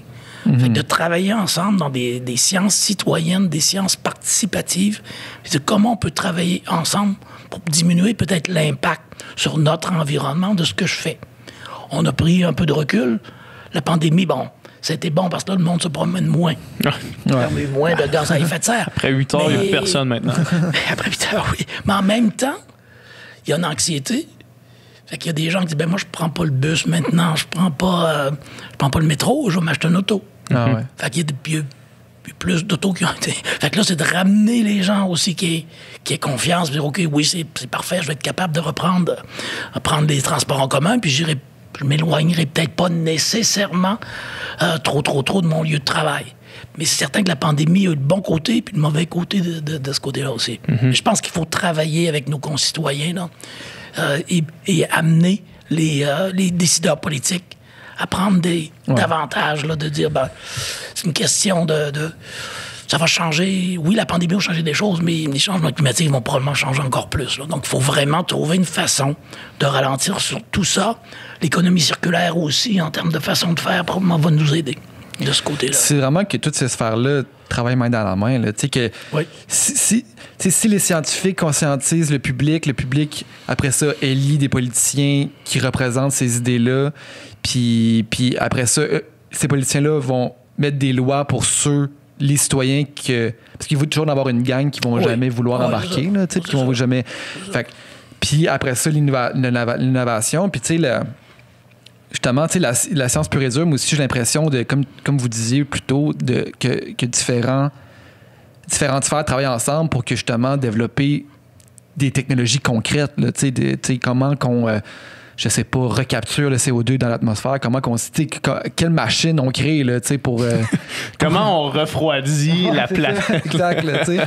Puis en même temps, là, avec télétravail, énormément de ces choses-là, fait qu'il y a des très bons côtés de ça aussi, mais on utilise de plus en plus d'Internet, de plus en plus de capacité, ça génère beaucoup de chaleur aussi. Là, tout ce qui est... Fait que là, de ce côté-là, il faut trouver des nouvelles façons de faire. Mais dans les nouvelles façons de faire, probablement, on commence à parler d'ordinateurs quantiques. Donc, c'est probablement la prochaine étape. Et là, ça va probablement demander beaucoup moins d'énergie. En augmentant énormément les capacités d'analyse, mais demander beaucoup moins d'énergie. Les ordinateurs quantiques? Quantique, oui. C'est tout de la physique quantique. Mais ça aussi, un des concepts de physique quantique, c'est un chercheur à l'Université de Montréal qui a découvert ça aussi, là. Gilles Brassard, dans les années 70. Et s'il avait été aux États-Unis ou dans certains pays européens, probablement qu'il aurait déjà un prix Nobel là aussi. Là. Mais il y a beaucoup de politique pour les prix Nobel, non? Comme dans n'importe quel monde, je pense comme que quel prix. Les chercheurs, on va être pur et dur, mais de ce côté-là aussi, c'est des réseaux. Hein? Et si tu n'as pas eu tel type de prix avant, ben ça va être difficile d'aller chercher plus haut. Là. Fait qu'il faut bâtir une carrière de ce côté-là. Gilles a eu quand même des bons prix, mais il n'a pas eu encore celui-là. Mais là, il y a des gros centres en physique quantique et du côté ordinateur quantique qui se développent à Sherbrooke. Ici, au Québec, c'est vraiment Sherbrooke, maintenant, l'Université de Sherbrooke, là, qui est le centre de tout ça. Il y a des jeunes là-bas qui sont fabuleux. Fait, un peu comme on a ici à Montréal avec le Mila au choix Benjo, l'intelligence artificielle. Au choix, il y a 15 ans. Mon Dieu, c'est quoi cette affaire-là? Là? Il joue avec des chiffres. Là. Il fait des mathématiques appliquées. Ça va servir à quoi, ça? Fait que là, ça change énormément. Physique quantique, on est peut-être là un peu aussi, là. Et puis là, ça va aller de plus en plus vers l'ordinateur quantique. Comment ça fonctionne, l'ordinateur quantique? L'ordinateur quantique, c'est la capacité d'analyse qui est énorme, qui est magnifiée des milliers de fois. Donc, l'ordinateur un peu ordinaire, c'est le 0 et le 1, là. Entre 0. Tandis que le quantique, il analyse 0 et 1 en même temps. Donc, l'analogie que Alexandre Blais de Sherbrooke, le chercheur qui est là-dedans, utilise très souvent, là, une très, très belle bibliothèque européenne, là, avec très, très, très fancy, avec l'architecture, puis des milliers et des milliers de volumes. Dit, ben là, avec ce qu'on a présentement, le numérique qu'on a présentement, si je dis, ben trouvez-moi, je mets une petite plume dans un des bouquins, les milliers de bouquins qu'il y a là, trouvez-moi où est la plume. Donc là, présentement, l'ordinateur va prendre le premier, il va aller plus vite que moi, là, mais il va prendre le premier volume, puis bon, il n'est pas là, il va prendre le deuxième. Tandis que le quantique prend tous les volumes en même temps, puis analyse tout en même temps. Fait que c'est presque un premier ordinateur quantique qui a été annoncé là, par les grandes compagnies américaines, par Google, l'an dernier. Et eux, finalement, ils disaient, on est capable de faire du calcul qui aurait pris des années et des années. On fait ça en quelques minutes avec le quantique, tandis qu'avec l'ordinateur le plus sophistiqué présentement, ça prend des années. Fait que ça va faire un autre bond. Ça, c'est que j'imagine que ça va accélérer tout dans toutes les sphères. Là. Ça va être énorme aussi. En termes d'analyse, de capacité d'analyse de grandes bases de données, d'avoir des algorithmes un peu de meilleure qualité, un peu plus prédictifs encore. Je pense ça va être une autre... Rien comme des algorithmes encore plus prédictifs. Ils vont savoir qu'est-ce que tu veux avant que toi tu le saches. Il y a déjà ça. Ouais, c'est ça. Il y a déjà ça. Là. Mais je pense que ça va être pour des grandes études épidémiologiques, des études de changement climatique, par exemple, les capacités d'ordinateurs sont presque pas là. Lorsque tu arrives en sciences humaines, des grandes années de sciences humaines, maintenant, ça prend énormément de capacités d'ordinateur. Donc, avec le quantique, ça va aider beaucoup de ce côté-là. Là. On peut pas imaginer ça, que ça va être accessible quand? Probablement, je dirais probablement une quinzaine d'années. Malgré qu'il y a déjà des prototypes, là, puis IBM et des grandes compagnies qui pensent que ça va être plus rapidement que ça. Mais avant que, peut-être, nous, on le voit, là, au jour le jour, peut-être, je me dirais peut-être une quinzaine d'années. Là. Mais encore une fois, ça va changer complètement les façons de faire. Là. Complètement. C'est fou.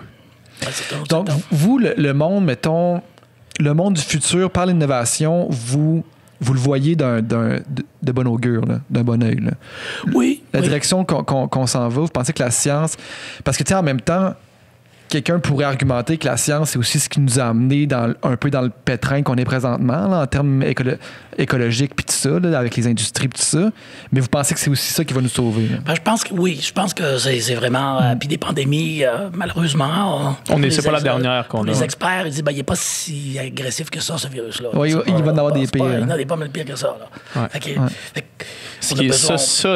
C'est paniquant. On a besoin de science de ce côté-là. Là où on doit, puis peut-être la pandémie nous a, malgré qu'il reste du travail à faire, là, c'est de dire, il y a un aspect de de bien commun là-dedans. Là. Il y a un aspect de société. Fait que faut pas dire qu'il y en a. Et ça, il y a du travail à faire, là. Parce que l'économie nous a amené à un point de vue où il y a des gens excessivement riches et les autres qui sont encore plus pauvres. Donc là, il faut avoir, en termes de répartition de recherche, de bien commun, je pense que la science doit aider. C'est pour ça qu'on doit mettre de la science peut-être un peu plus pure et dure, mais avec la science, des sciences humaines, des sciences sociales, pour tenir compte. Fait que c'est pas juste l'aspect de dire, bon, on vient de découvrir, on vient de développer une nouvelle technologie qui va nous permettre d'aller encore 5 fois plus vite, mais de dire, est-ce que c'est acceptable socialement, cette nouvelle technologie? Donc, de bâtir ça avec des experts en sciences sociales et sciences humaines et, pour moi, avec le concitoyen. Donc, avoir vraiment de la co-création de programmation scientifique pour s'assurer qu'on laisse personne en arrière. C'est un peu ça, une des inquiétudes qu'on a toujours jusqu'à un certain point avec l'intelligence artificielle. C'est que dire, si on n'a pas de littératie numérique, à un moment donné, ça va être aussi pire que pas savoir lire. C'est très important de ne pas perdre ça de vue non plus. C'est ça la difficulté, puis le danger, j'ai l'impression, avec les nouvelles technologies, c'est que ça arrive tellement rapidement qu'on a presque pas le temps de s'adapter à cette nouvelle technologie-là. On n'a pas de législation qui est déjà rendue ailleurs, justement. Mettons, là, on pense à... Aux nouvelles applications, je pensais Uber, Airbnb, tout ça. On n'a même pas le temps de mettre des règles là-dessus, qu'on est déjà rendu là, mais là, on va déjà rendu ailleurs quand il va y avoir des règles là-dessus. Ça évolue tellement rapidement que j'ai l'impression que mettons... exemple, le monde dans 50 ans, j'ai l'impression qu'on peut à peine l'imaginer tellement que ça va être différent. Tandis que entre l'an 1200 et l'an 1250, pas grande différence. Ça va de plus en ça va de plus en plus rapidement. Puis c'est ça qui est. Puis justement, l'intelligence artificielle, c'est quelque chose que j'ai l'impression peut tellement basculer d'un côté ou de l'autre. Là, on a tous vu des films de science-fiction dystopiques où est-ce que l'intelligence artificielle détruit l'humanité. Puis je pense pas qu'on est là non plus. Là, non, mais on est capable de juste Stephen Hawking dit lui-même que c'est c'était une de ses craintes pour l'avenir. Mais moi, je vois plus... ce que je crains un peu plus, c'est de laisser des gens en arrière. C'est qu'il ne manquait pas de littératie numérique. Et ça devrait commencer le plus tôt possible, commencer à l'école primaire, secondaire, et tout ça. Parce que les jeunes l'utilisent beaucoup, là, mais savoir un petit peu plus ce qui est en arrière de tout ça, un peu comment ça marche, qu'est-ce qui apparaît sur notre téléphone, pourquoi telle compagnie apparaît tout d'un coup. Là. Ça vient d'où ces histoires-là d'algorithmes et tout ça. Là. Je pense que c'est important. Pas laisser personne en arrière, ça va être tout à fait critique. Très, très, très important.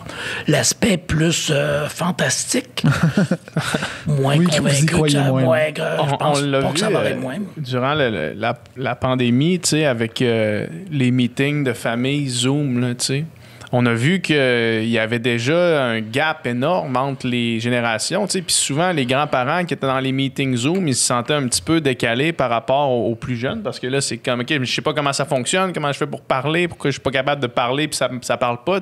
Déjà là, tu as un écart. Là, fait que je peux comprendre effectivement que ça peut être un danger de laisser des gens derrière. Même moi, des fois, là, je veux dire, on est jeunes, là, moi, j'ai 30 ans, puis c'est... des fois, je suis pas là. Je trouve que je suis pas assez vite là. Je dis souvent que finalement les jeunes là, les jeunes là, 10 ans, 15 ans, qui sont venus avec quelques chips de plus que moi, là, quelques neurones de plus dans le cerveau, là, c'est déjà organisé de ce côté-là. Mais c'est certain qu'en même temps, il faut essayer de comprendre un peu ce qu'il y a en arrière de tout ça. Ouais, exact. Et c'est vrai qu'on doit pas laisser personne en arrière. Et là aussi, peut-être changer les façons de faire, de dire que c'est peut-être les petits-enfants qui peuvent essayer de dire aux grands-parents comment ça marche. C'est moins insultant que quand c'est tes enfants à toi. Quand ça vient des petits-enfants, grand-maman utilise ça comme pèse là, fais ça. Puis, souvent, c'est plus facile d'acceptation des deux côtés. Là. Puis ça permet de créer des liens de ce côté-là entre les générations aussi. Il y a l'aspect générationnel, mais j'imagine qu'il y a aussi l'aspect de société, dans le sens que, tu sais, avoir accès à la technologie, les téléphones intelligents, avoir toute l'information du monde dans ma poche, pratiquement, ça me donne un avantage versus quelqu'un ou un groupe qui aurait moins accès à ces technologies-là, puis une va pouvoir peut-être plus se développer, puis tout ça économiquement, avec ces avantages-là versus un autre. Fait qu'il faut qu'il y ait, tu sais, puis tu sais, on l'a vu dans l'histoire quand que technologie était Supérieur. Non, mais aussi technologie puis éthique n'étaient pas main dans la main. Ça peut créer des horreurs, là, tu sais. Donc, j'ai l'impression qu'il faut absolument réfléchir en temps réel les nouvelles innovations qui sortent, parce que sinon, s'il n'y a pas un éthicien, un philosophe ou qui se penche sur la question, ça peut devenir ultra dangereux. Oui, c'est sûr que l'intelligence artificielle, ça, du côté de Montréal, a été à l'avant-scène. On regarde avec ce qu'on appelle la Déclaration de Montréal, qui a été co-construite. Là, Ushua Benjo était beaucoup là-dedans, des chercheurs de l'Université de Montréal, nous, au Fonds de recherche, là, pour dire, OK, là, qu'est-ce qui est acceptable des sociétés, éthiquement, puis qu'est-ce qui l'est moins. Fait que de bâtir la Déclaration de Montréal qui est vivante, là, ça continue à évoluer, pour dire, ben là, qu'est-ce que notre société est prête à accepter. Fait que ça, il y a cette étape-là. L'autre problème que tu mentionnais aussi, c'est comme, par exemple, le Québec, ben c'est grand, le Québec. Ouais. Hein. Mais le fait qu'il y ait des gens qui n'aient pas accès à Internet haute vitesse, ben oui. Ben là, ils sont défavorisés, c'est sûr. Vraiment? Et là, on arrive, on envoie tout le monde en télétravail ou éducation à distance et tout ça. Ben, il y a des régions du Québec où ils n'ont pas nécessairement accès à ça. Et globalement, on est quand même privilégiés. Si on s'en va dans certaines régions du monde, il y en a moins encore. Fait que là, ces gens-là vont peut-être rester encore plus en arrière. Fait que ça, je pense qu'il y a une responsabilité des pays riches, comme nous, de dire, ben, on faut essayer d'aider davantage encore ces régions du monde-là. Ouais. Et ça peut-être un des côtés qui, en théorie, est positif, mais à date, est encore un petit peu négatif, là, par rapport au vaccin. Ouais. C'est-à-dire, on veut, il y a un groupe international avec l'Organisation mondiale de la santé, les vaccins pour tout le monde. Mais les États-Unis en ont acheté un certain montant, le Canada en a acheté un certain montant, l'Allemagne, fait que la France, etc., l'Angleterre. Fait qu'on protège nos citoyens. On peut comprendre du côté politique, là. Mais il faut aussi s'assurer que ces vaccins-là vont être disponibles à tout le monde. Hein. Pas juste pour les pays riches, là. Et ça reste encore un défi, là, et on n'est pas rendu là. Et d'après plusieurs chercheurs, si on est tous vaccinés demain matin, mais qu'il y a plusieurs régions du monde qui ne le sont pas, on n'est pas plus avancé. Non. Parce que quand le monde commence à voyager, bien là, on va propager ça partout à travers le monde. Fait que je pense que ce genre d'équité-là va être très importante dans plusieurs secteurs. Ouais. Et d'amener là, des philosophes, des éthiciens, comme tu disais, des experts en sciences sociales, sciences humaines, très, très importants, là, qui se mettent davantage à l'avant-scène, puis être des collaborateurs avec des gens en génie puis des gens en santé, par exemple, en sciences de la santé. Parce que c'est ça, là, la plus grande utopie qu'on peut espérer pour la planète, c'est que tout le monde ait les mêmes privilèges puis tout le monde ait accès aux mêmes... à la même technologie, là, tu sais, pour... Puis ça serait là qu'on aurait vraiment... On serait vraiment arrivé à un monde... qui est bon, là. Meilleur des mondes. Meilleur des mondes. Pas à la façon de M. Huxley, parce que c'était pas tellement bon comme monde. mais c'est vrai que tout est tellement accéléré. Mais certainement, aujourd'hui, je lisais des rapports qu'on commence à recevoir de différents pays, là. Il faut apprendre de ce qui s'est passé depuis plusieurs mois, là, de cette pandémie-là, se remettre en question un petit peu, remettre des façons de faire. Je sais que je suis toujours optimiste, mais j'ai un peu d'anxiété qu'on va avoir la tendance à retourner dans nos vieilles pantoufles. Nos vieilles pantoufles une fois que ça redevient... On a souffert pendant quelques mois, là on peut relaxer. Puis on devrait réaliser, puis il y en avait quelques-uns qui écrivaient ça aussi récemment. Oui, ce qu'on vit, c'est pas nécessairement sympathique, là, les confinements et tout ça. Mais en bout de ligne, c'est pas si grave que ça. Là. Non, c'est ça l'affaire. La Première Guerre mondiale ou la Deuxième Guerre, là, tu sais pas si tu vas avoir des bombes qui te tombent sur la tête demain matin. Là, c'est ça 2020 n'est pas la pire année de l'histoire de l'humanité. Là. Il y en a eu des pires. Il y en a eu des pires, puis il va en avoir des pires. On est quand même privilégiés là, par rapport à plusieurs d'entre nous, quand même, en termes... Oui, il y a des gens qui ont souffert plus que moi, là, mais globalement, quand même pas si mal par rapport à des grandes guerres où là, tout le monde, pendant c'était sur plusieurs années, les deux grandes guerres, ça sur plusieurs années, les épidémies, au Moyen-Âge aussi, là, puis tu connaissais absolument rien. Là, avec... Il n'y a pas de vaccin qui s'en vient. Là. Non, ça... Puis c'est pas 1% de la population qui en souffre, là, c'est tout le monde qui perd leurs jambes. Là. Non, c'est ça. Oui, il y avait énormément de cas. Ça, je pense que de ce côté-là, puis c'est pour ça qu'il faut continuer à investir du côté science, du côté recherche, là, pour être capable de continuer à avancer, protéger. Du côté des pandémies, il faut être mieux préparé la prochaine fois pour que tout le monde souffre un peu moins. Là. Ça fait du bien, un peu d'optimisme, on dirait. Là. non, mais c'est vrai, parce que c'est facile quand on a le nez collé dessus d'être pessimiste, là, de regarder ce qui se passe aux États-Unis juste récemment, de regarder ce qui se passe avec le climat, de regarder tout ça, puis de dire on est en train de vivre la fin du monde, puis il n'y a jamais eu un pire moment pour vivre sur la planète Terre, mais c'est probablement l'inverse, en fait. Là, je changerais pas de place. On est chez nous puis on écoute Netflix pendant 9 mois, là, ça va aller.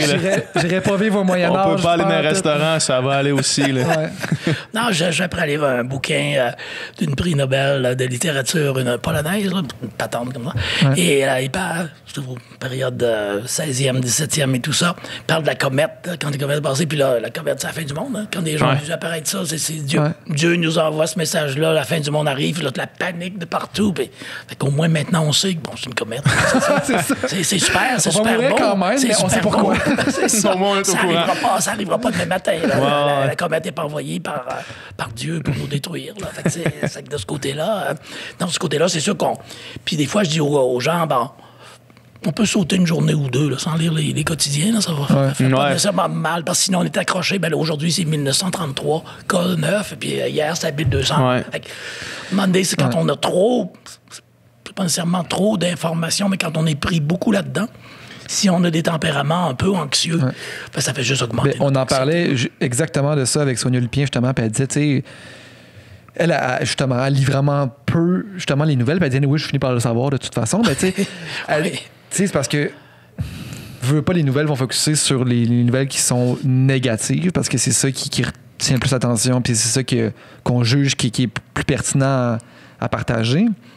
Mais ça crée une espèce d'anxiété généralisée là, quand tu consommes ça au jour le jour. Là.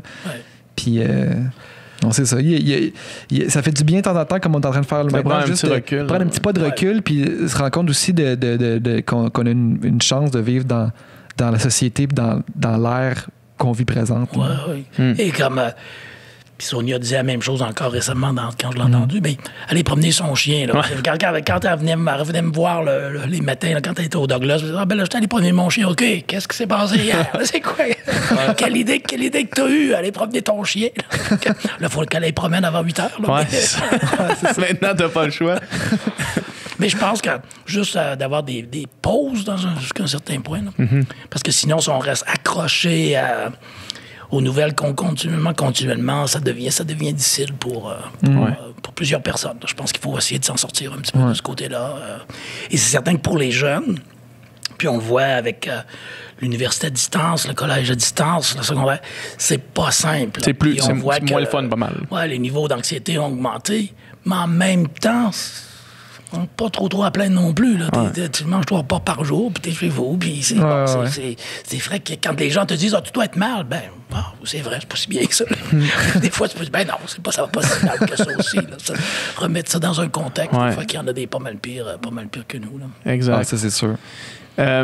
Est-ce que votre passé en neurosciences reste j'imagine que ça reste un attachement émotif pour vous, c'est ce domaine-là. Puis est-ce que vous restez à l'affût vraiment de la neuroscience, encore des recherches en neurosciences? C'est plus difficile, parce que c'est sûr qu'il y a tellement de demandes sur le temps.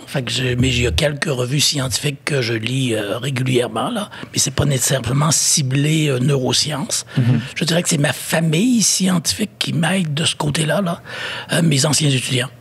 Qui sont partout à travers le monde, comme je disais, et j'ai encore beaucoup de liens avec la majorité d'entre eux. Là. Je me rappelle, c'est sûr, avec la pandémie, on n'a pas fait ça, mais avant, je voyageais souvent avec les premiers ministres ou des ministres là, pour une mission au Japon ou une mission au Mexique ou quoi que ce soit. Puis je leur disais toujours, ce soir, je n'irai pas souper avec vous, parce qu'il y a toujours des réunions de mission. Ce soir, je vais aller souper avec mes anciens étudiants. Fait que là, à un moment donné, il arrive, il y en a partout. Mais j'étais très chanceux. Fait que c'est avec eux, ça me permet de garder des liens.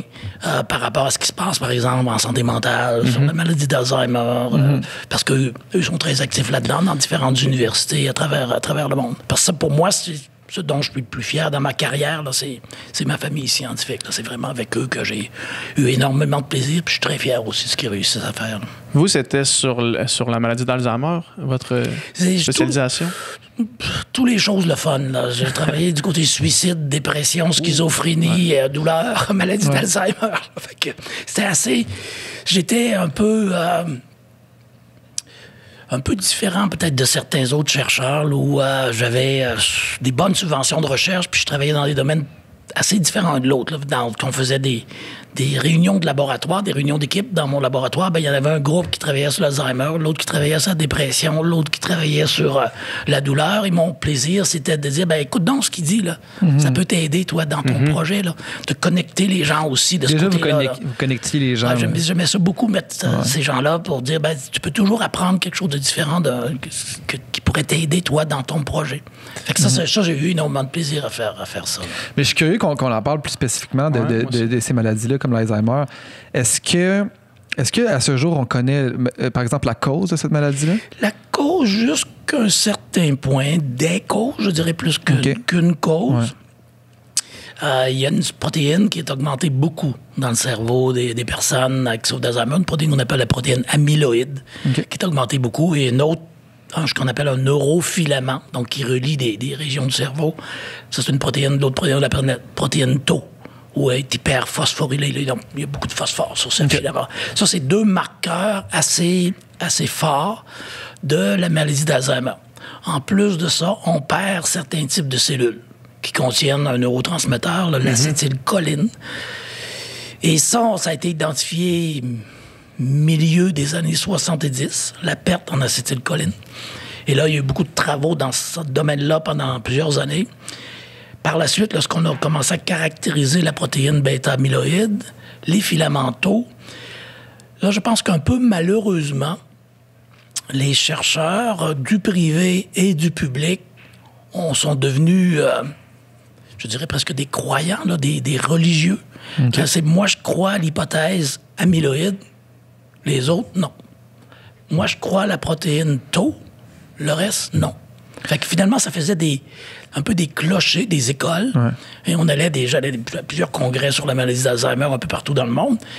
Le lundi était la gang d'amyloïdes. Tout le monde était habillé en rouge, le lendemain, tout le monde en bleu. Et nous, on les appelait la protéine Tau, on les appelait les Tois. Les amyloïdes, les bâtisses. Fait que les gens ils croyaient tellement. Il y a une autre protéine, la polypoprotéine, les popis. C'était des hypothèses, en fait. Des hypothèses, mais les gens ne se mêlaient pas du tout. Moi, j'étais agnostique, je croyais à rien de ça. Moi, je mélangeais tout. J'étais à bout du congrès, la dernière journée, quand tout le monde est parti. Puis là, on disait, ça se peut pas que ça. Donc, il y a eu énormément d'énergie mise sur une façon de moduler l'amyloïde. Des milliards de dollars d'investis.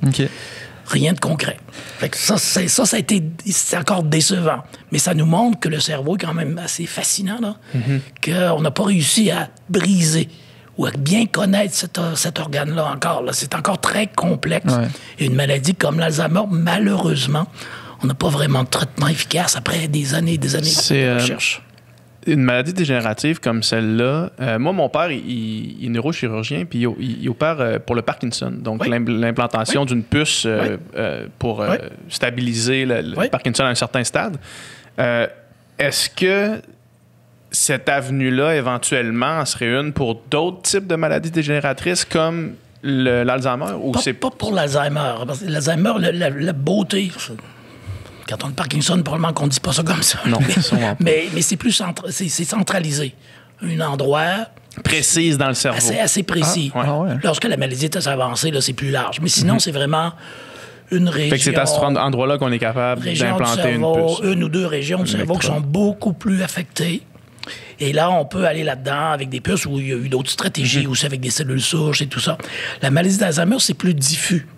Donc, c'est un peu plus compliqué parce qu'il y a plusieurs régions du cortex et des hippocampes, des régions du cerveau impliquées dans la mémoire, qui sont affectées. Fait que c'est une maladie qui progresse, comme le Parkinson aussi, mais qui progresse lentement. Donc, lorsque vraiment on se rend compte que, oui, c'est probablement ça. C'est un peu partout. Là. Il est rendu tard. Là. Fait que c'est aussi, il y a beaucoup d'études d'essayer de trouver des marqueurs avant-coureurs. Oui, précoce de la maladie. À date, les seuls qu'on a réussi vraiment à voir, c'est relié à l'amyloïde. Là, c'est lorsque quelqu'un développe l'Alzheimer dans la quarantaine, ou même un peu avant, il y a eu quelques cas avant, ou au début de cinquantaine, là, c'est parce que c'est très génétique. Là, il y a eu des mutations dans l'amyloïde, et là, là, tu l'as très, très tôt et tu meurs rapidement. Mais généralement, c'est une maladie d'évolution très lente, et où là, quand vraiment tu t'en rends compte, il n'y a pas beaucoup d'approches thérapeutiques, à tout le moins à date, là, qui fonctionnent. Est-ce que c'est les gens qui s'en rendent compte en premier ou leur entourage? C'est plutôt l'entourage. Probablement qu'il y a une certaine frustration de la personne qui dit qu'on se rend compte pour un petit peu qu'il n'est pas correct, mais c'est souvent plus l'entourage qui dit « Oh, là, il y a un problème très important. » Fait qu'à date, pour essayer de être professeur d'université, ça ne nous rend pas immuns à tout ça, mais quand même, un des facteurs, puis on comprend plus ou moins bien encore, mais qui peut protéger contre l'Alzheimer, c'est l'éducation. Et on pense que c'est peut-être parce qu'avec l'éducation, tu apprends peut-être à... OK, là, tu peux pas ouvrir la porte de cette façon-là, tu vas essayer de l'ouvrir d'une autre façon.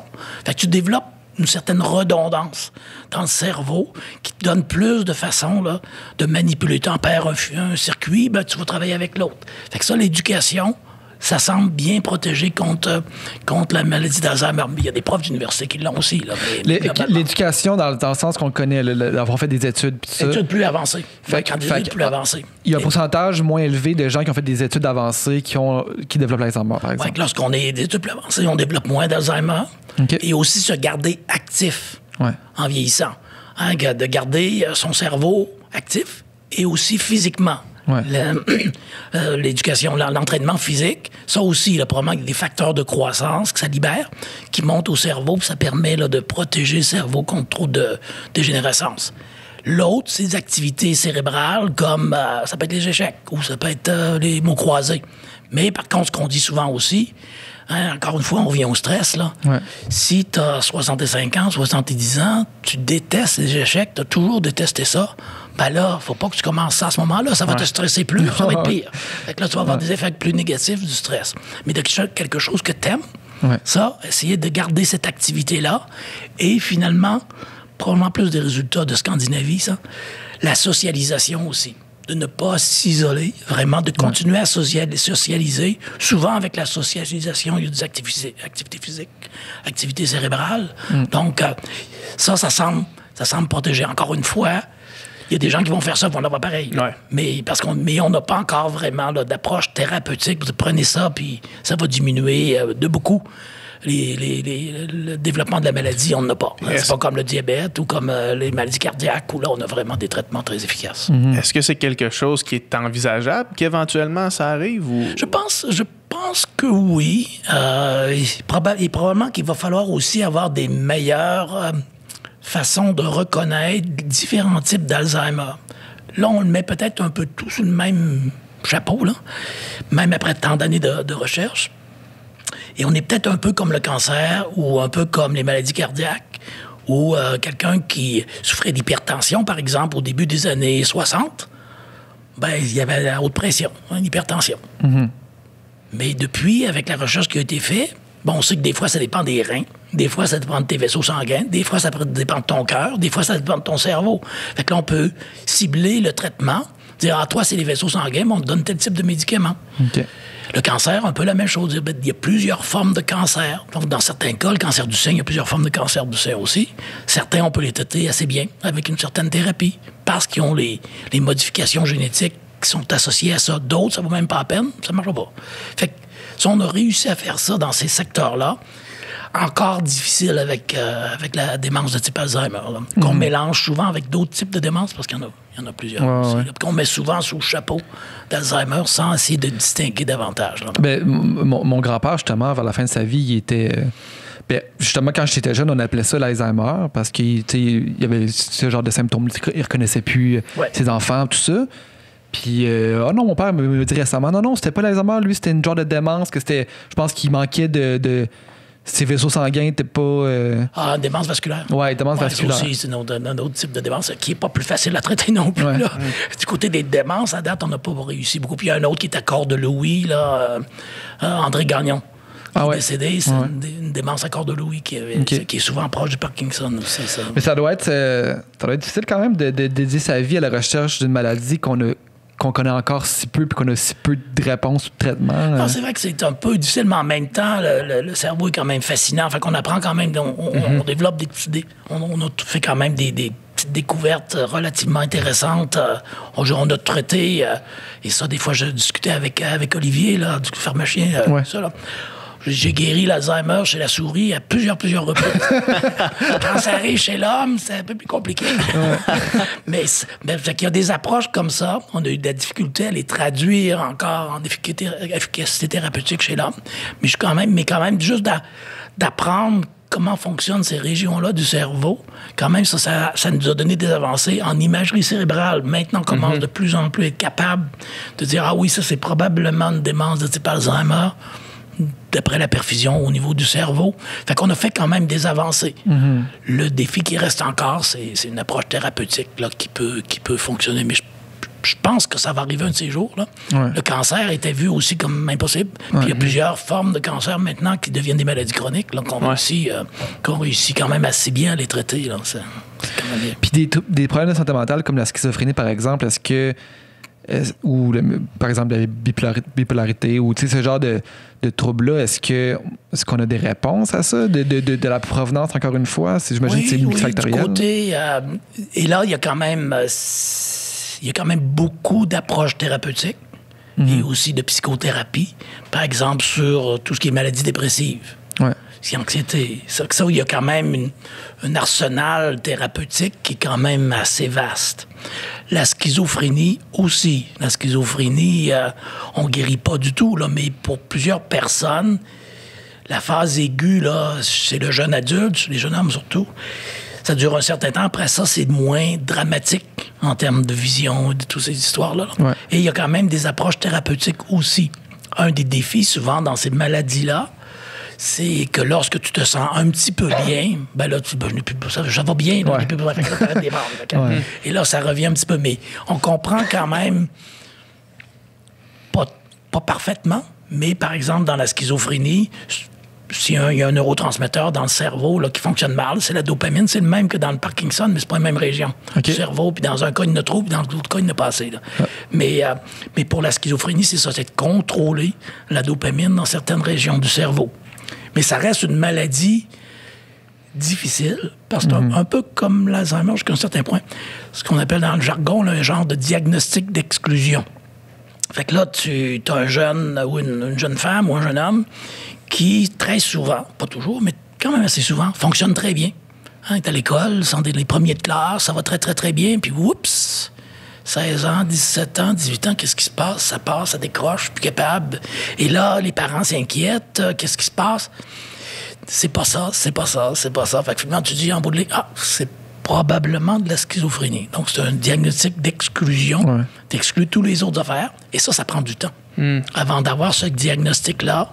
Et les gens souffrent beaucoup. Et là, le lien entre les parents et l'enfant, c'est souvent très, très, très, très... C'est des périodes très, très, très difficiles. Là. Fait que c'est une maladie. La schizophrénie, pour moi, c'est une des plus difficiles, des maladies mentales les plus difficiles. Là. Bipolarité n'est pas simple non plus, ou dépression, c'est pas simple. Ouais. Mais avoir à choisir, j'aime mieux celle-là là, que la schizophrénie. Ouais. Il y a des personnes qui réussissent quand même à assez bien vivre avec une schizophrénie. Il y a eu des prix Nobel qui étaient schizophrènes. Là. Mais globalement, c'est une maladie qui est encore très compliquée. Très souvent, il y a beaucoup de mélange de toxicomanie aussi, le décrochage, la toxicomanie qui vient avec et tout ça. Puis, moi, j'avais entendu... en fait, est-ce que c'est des maladies que tu nais avec, là, je mets des guillemets, le gène, là, je connais rien, là, mais est-ce que ces maladies-là, on est déjà un peu prédestiné à développer l'Alzheimer ou la schizophrénie, par exemple, ou pas nécessairement? L'Alzheimer, pour ceux qui l'ont très tôt, là c'est génétique. Okay. Là, tu l'as et tu vas développer la maladie relativement tôt, dans la trentaine, quarantaine, cinquantaine. Là. Mais ça, c'est très rare. C'est des cas très, très, très rares. Là. Du côté schizophrénie, il n'y a pas de gène aussi pénétrant qu'on appelle. Il y a des maladies, comme par exemple une autre maladie neurologique, la maladie de Huntington. Ouais. Ça, c'est purement génétique. Là. Ils peuvent te dire, lorsque ta mère, lorsqu'elle est enceinte, ils vont savoir que tu l'as. Ils peuvent te dire, ben là, il va avoir Huntington et tu vas avoir la maladie à partir de tel âge. À 30 ans, ça part mal. C'est ça. Fait que là, c'est très héréditaire, ça, parce qu'il y a des villages que c'est super présent. Oui, c'est ça. Au Venezuela, il y en avait beaucoup et tout ça. Fait que ça, c'est vraiment très, très, très héréditaire, une maladie, une génétique très pénétrante. Okay. Dans la schizophrénie, il n'y a pas de génétique aussi pénétrante. Il y a une panoplie de gènes. Fait que ça va donner une susceptibilité.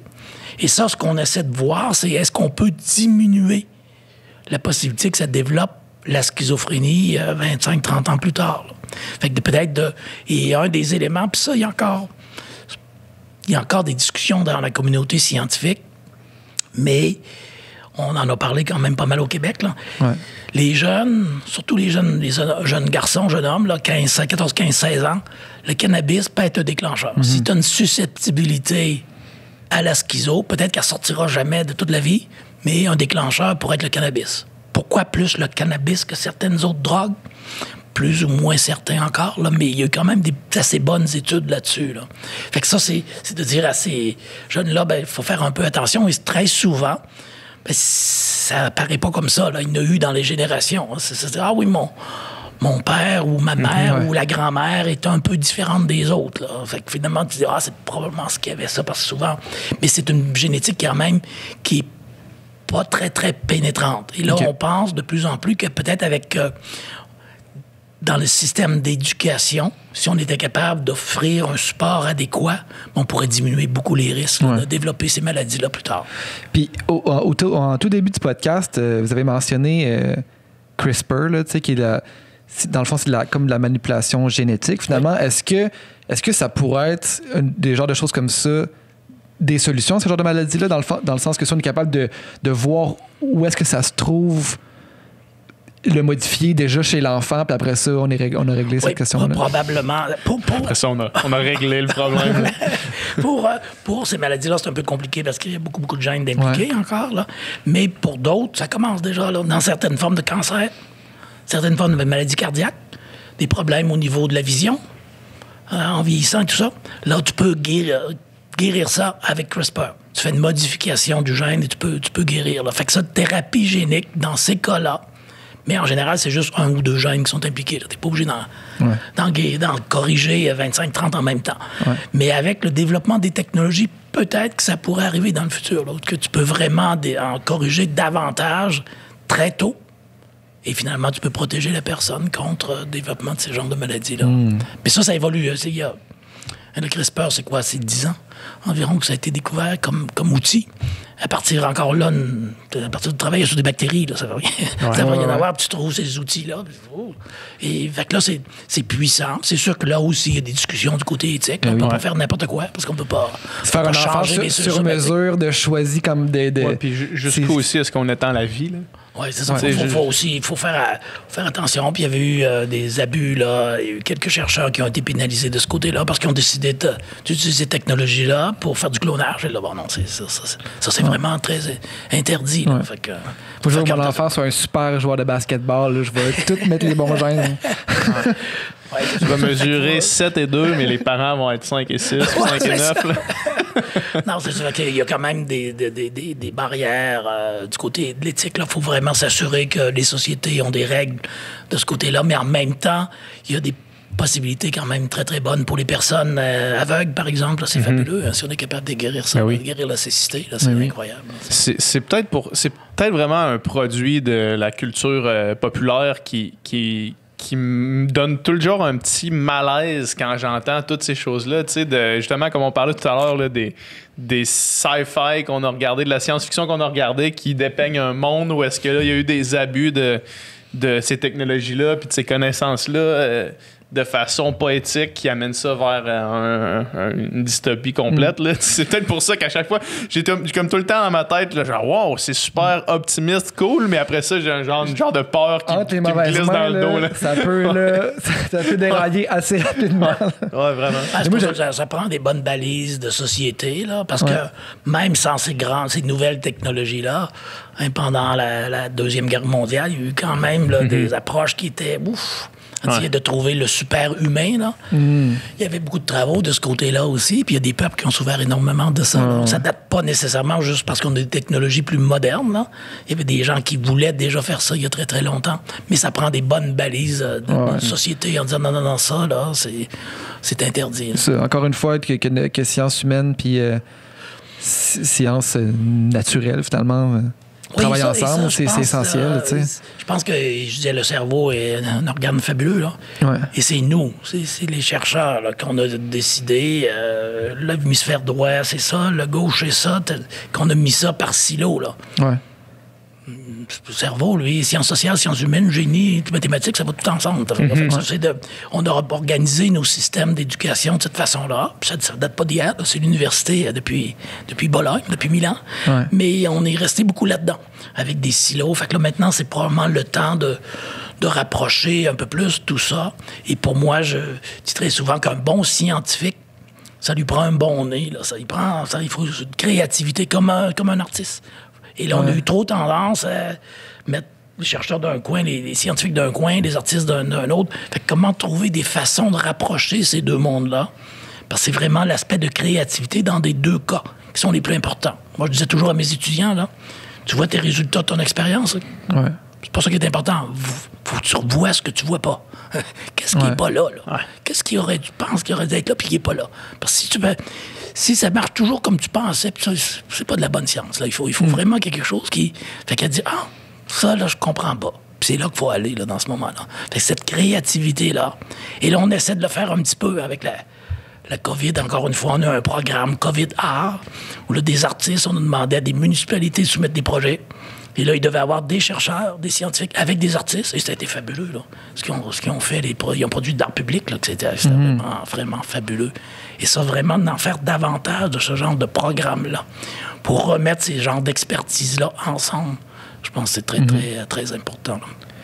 C'est quoi le domaine de recherche, de sciences, d'innovation qui vous... Tout domaine confondu, là, qui vous fascine le plus, mettons, là?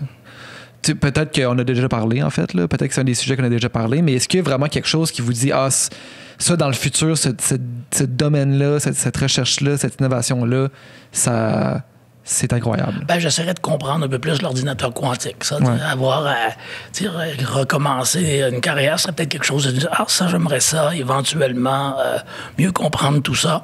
Et l'autre bout, ça serait peut-être plus là, le génie génétique, là, avec des technologies de type CRISPR. Là. C'est de comprendre un peu plus les possibilités, les défis de ce genre de technologie-là. Ça, c'est quelque chose qui m'intéresserait beaucoup. Avoir recommencé, là. Mais rester près du cerveau, malgré que c'était pas du tout là-dedans. Moi, quand j'ai fait mes études de doctorat, je l'ai fait en maladie cardiaque, je l'ai fait sur le cardiovasculaire. Là. Et puis, à la fin du PhD, je dis, il y a suffisamment de chercheurs au Canada qui connaissent le système cardiovasculaire, je voudrais apprendre le cerveau. Je vais monter en haut. Mais je connaissais rien, fait que là, j'étais abouti aux États-Unis dans un laboratoire. Bon, mais c'est fabuleux. Je pense que de ce côté-là, le cerveau est tout à fait incroyable. Fait que je resterai sûrement près du cerveau. Pensez-vous que des technologies, comme il y a une des sous-compagnies de Elon Musk là, qui est en train qui s'appelle Neuralink, là, qui est une espèce de vraiment un genre d'implant avec lequel on pourrait communiquer. Là, finalement, après, on n'aurait même plus besoin de téléphone intelligent. Tout serait implanté. Pensez-vous qu'on va se rendre là, éventuellement? Peut-être pas exactement là, mais il y a déjà, par exemple, dans les maladies neurologiques ou les problèmes au niveau de la moelle épinière, il y a déjà un peu là, d'interface homme-machine. On s'approche du cyborg un petit peu. Là. On s'approche du cyborg à grande vitesse. Là. Fait que ça, il y en a pour des gens qui ont, par exemple, qui étaient paralysés, qui n'ont pas marché depuis très longtemps. Donc maintenant, contrôler tout ça avec leur cerveau, là, vraiment pas avec des électrodes. Mais je pense que c'était ça. Neuralink, c'était ça, sa visée première. C'était pour les gens qui sont paralysés, d'être capable de faire remarcher des gens qui étaient paralysés. Et ça, des gens qui sont pris avec ça, là, tétraplégique, quadriplégique, d'être capable d'offrir ça, c'est fabuleux. Et en plus, là, c'est pas une question de prendre des tonnes de médicaments. Là. C'est une question d'utiliser ton esprit, ton cerveau, là, pour faire activer tout ça avec des microélectrodes et tout ça. Là. Fait que ça, c'est fabuleux. Est-ce que ça va aller beaucoup plus loin? Puis là, vraiment, avoir les cyborgs et tout ça. Tout est interconnecté comme les Borg dans Star Trek. J'avais lu un article, en c'était une chaire de recherche, je me rappelle plus c'était où dans le monde, là, mais il travaillait sur des ordinateurs, puis amener les ordinateurs étaient en train de communiquer entre eux dans un langage que les scientifiques comprenaient pas, fait qu'ils ont juste tiré le projet. Ils ont fait OK, non, pas de suite, là. On est en train de l'échapper. Là. Skynet. Ouais, c'est ça. C'est sûr que ça va très vite. Pour les gens qui nous écoutent, qui veulent rester à l'affût de tout ça, qui veulent vous suivre, qui veulent qui ont entendu le podcast et qui trippent, comment on fait pour avoir plus de ça, rester plus proche de la science? Comment on fait pour connaître les nouvelles études? Comment on fait pour réparer ce pont-là qu'on parlait tout à l'heure entre le domaine de la recherche et la population? Là? C'est sûr que nous, on est quand même assez actifs là, du côté des réseaux sociaux. Donc, avec Julien Chapdelaine et les collègues, là, tout ce qui est le site du Scientifique en chef, on met des nouvelles assez fréquemment là-dessus. Au niveau des fonds de recherche du Québec, à chaque mois, on a des capsules. On essaie d'expliquer un peu là, certaines découvertes des chercheurs. Il y a aussi les détecteurs de rumeurs que vous connaissez peut-être aussi, là, qu'on publie beaucoup sur nos réseaux aussi, en disant, est-ce que c'est vrai que Quirion guérit l'Alzheimer cette semaine? Pas tout à Chez fait. la souris. Chez la souris. Fait que ça aussi, là, il y avait ça dans le New York Times, première page, je l'analysais un petit peu, là. Fait que ça, c'est beaucoup sur nos sites. Du côté, bien sûr, là, c'est en français, mais aussi des sites de qualité, là, comme par exemple du côté santé, le National Institute of Health, le NIH, aux États-Unis, ça, c'est un site de très grande qualité qui essaie aussi de vulgariser beaucoup là, les résultats de recherche du coup, dans le domaine des sciences de la vie. Là. Plus large, il y a le National Science Foundation, en anglais encore, là, aux États-Unis, où là aussi, c'est plus les technologies, le génie, les mathématiques, l'intelligence artificielle. C'est d'aller vers des sites de qualité, des sites renommés. Ça ne veut pas dire que c'est le premier site qui sort. Là. Si tu cliques quelque chose, là, souvent, c'est pas les premiers qui sortent, mais il faut au moins aller vers le 3e, 4e, 5e. Là, c'est peut-être là qu'est la vérité plutôt que juste d'avoir là, quelque chose qui est très populaire au début. Là. Et de suivre, et par la suite d'interroger très souvent sur nos sites, on va parler de telle équipe, tel groupe, de ne pas se gêner non plus de contacter ces gens-là. Puis s'ils répondent pas, tu contactes une deuxième fois.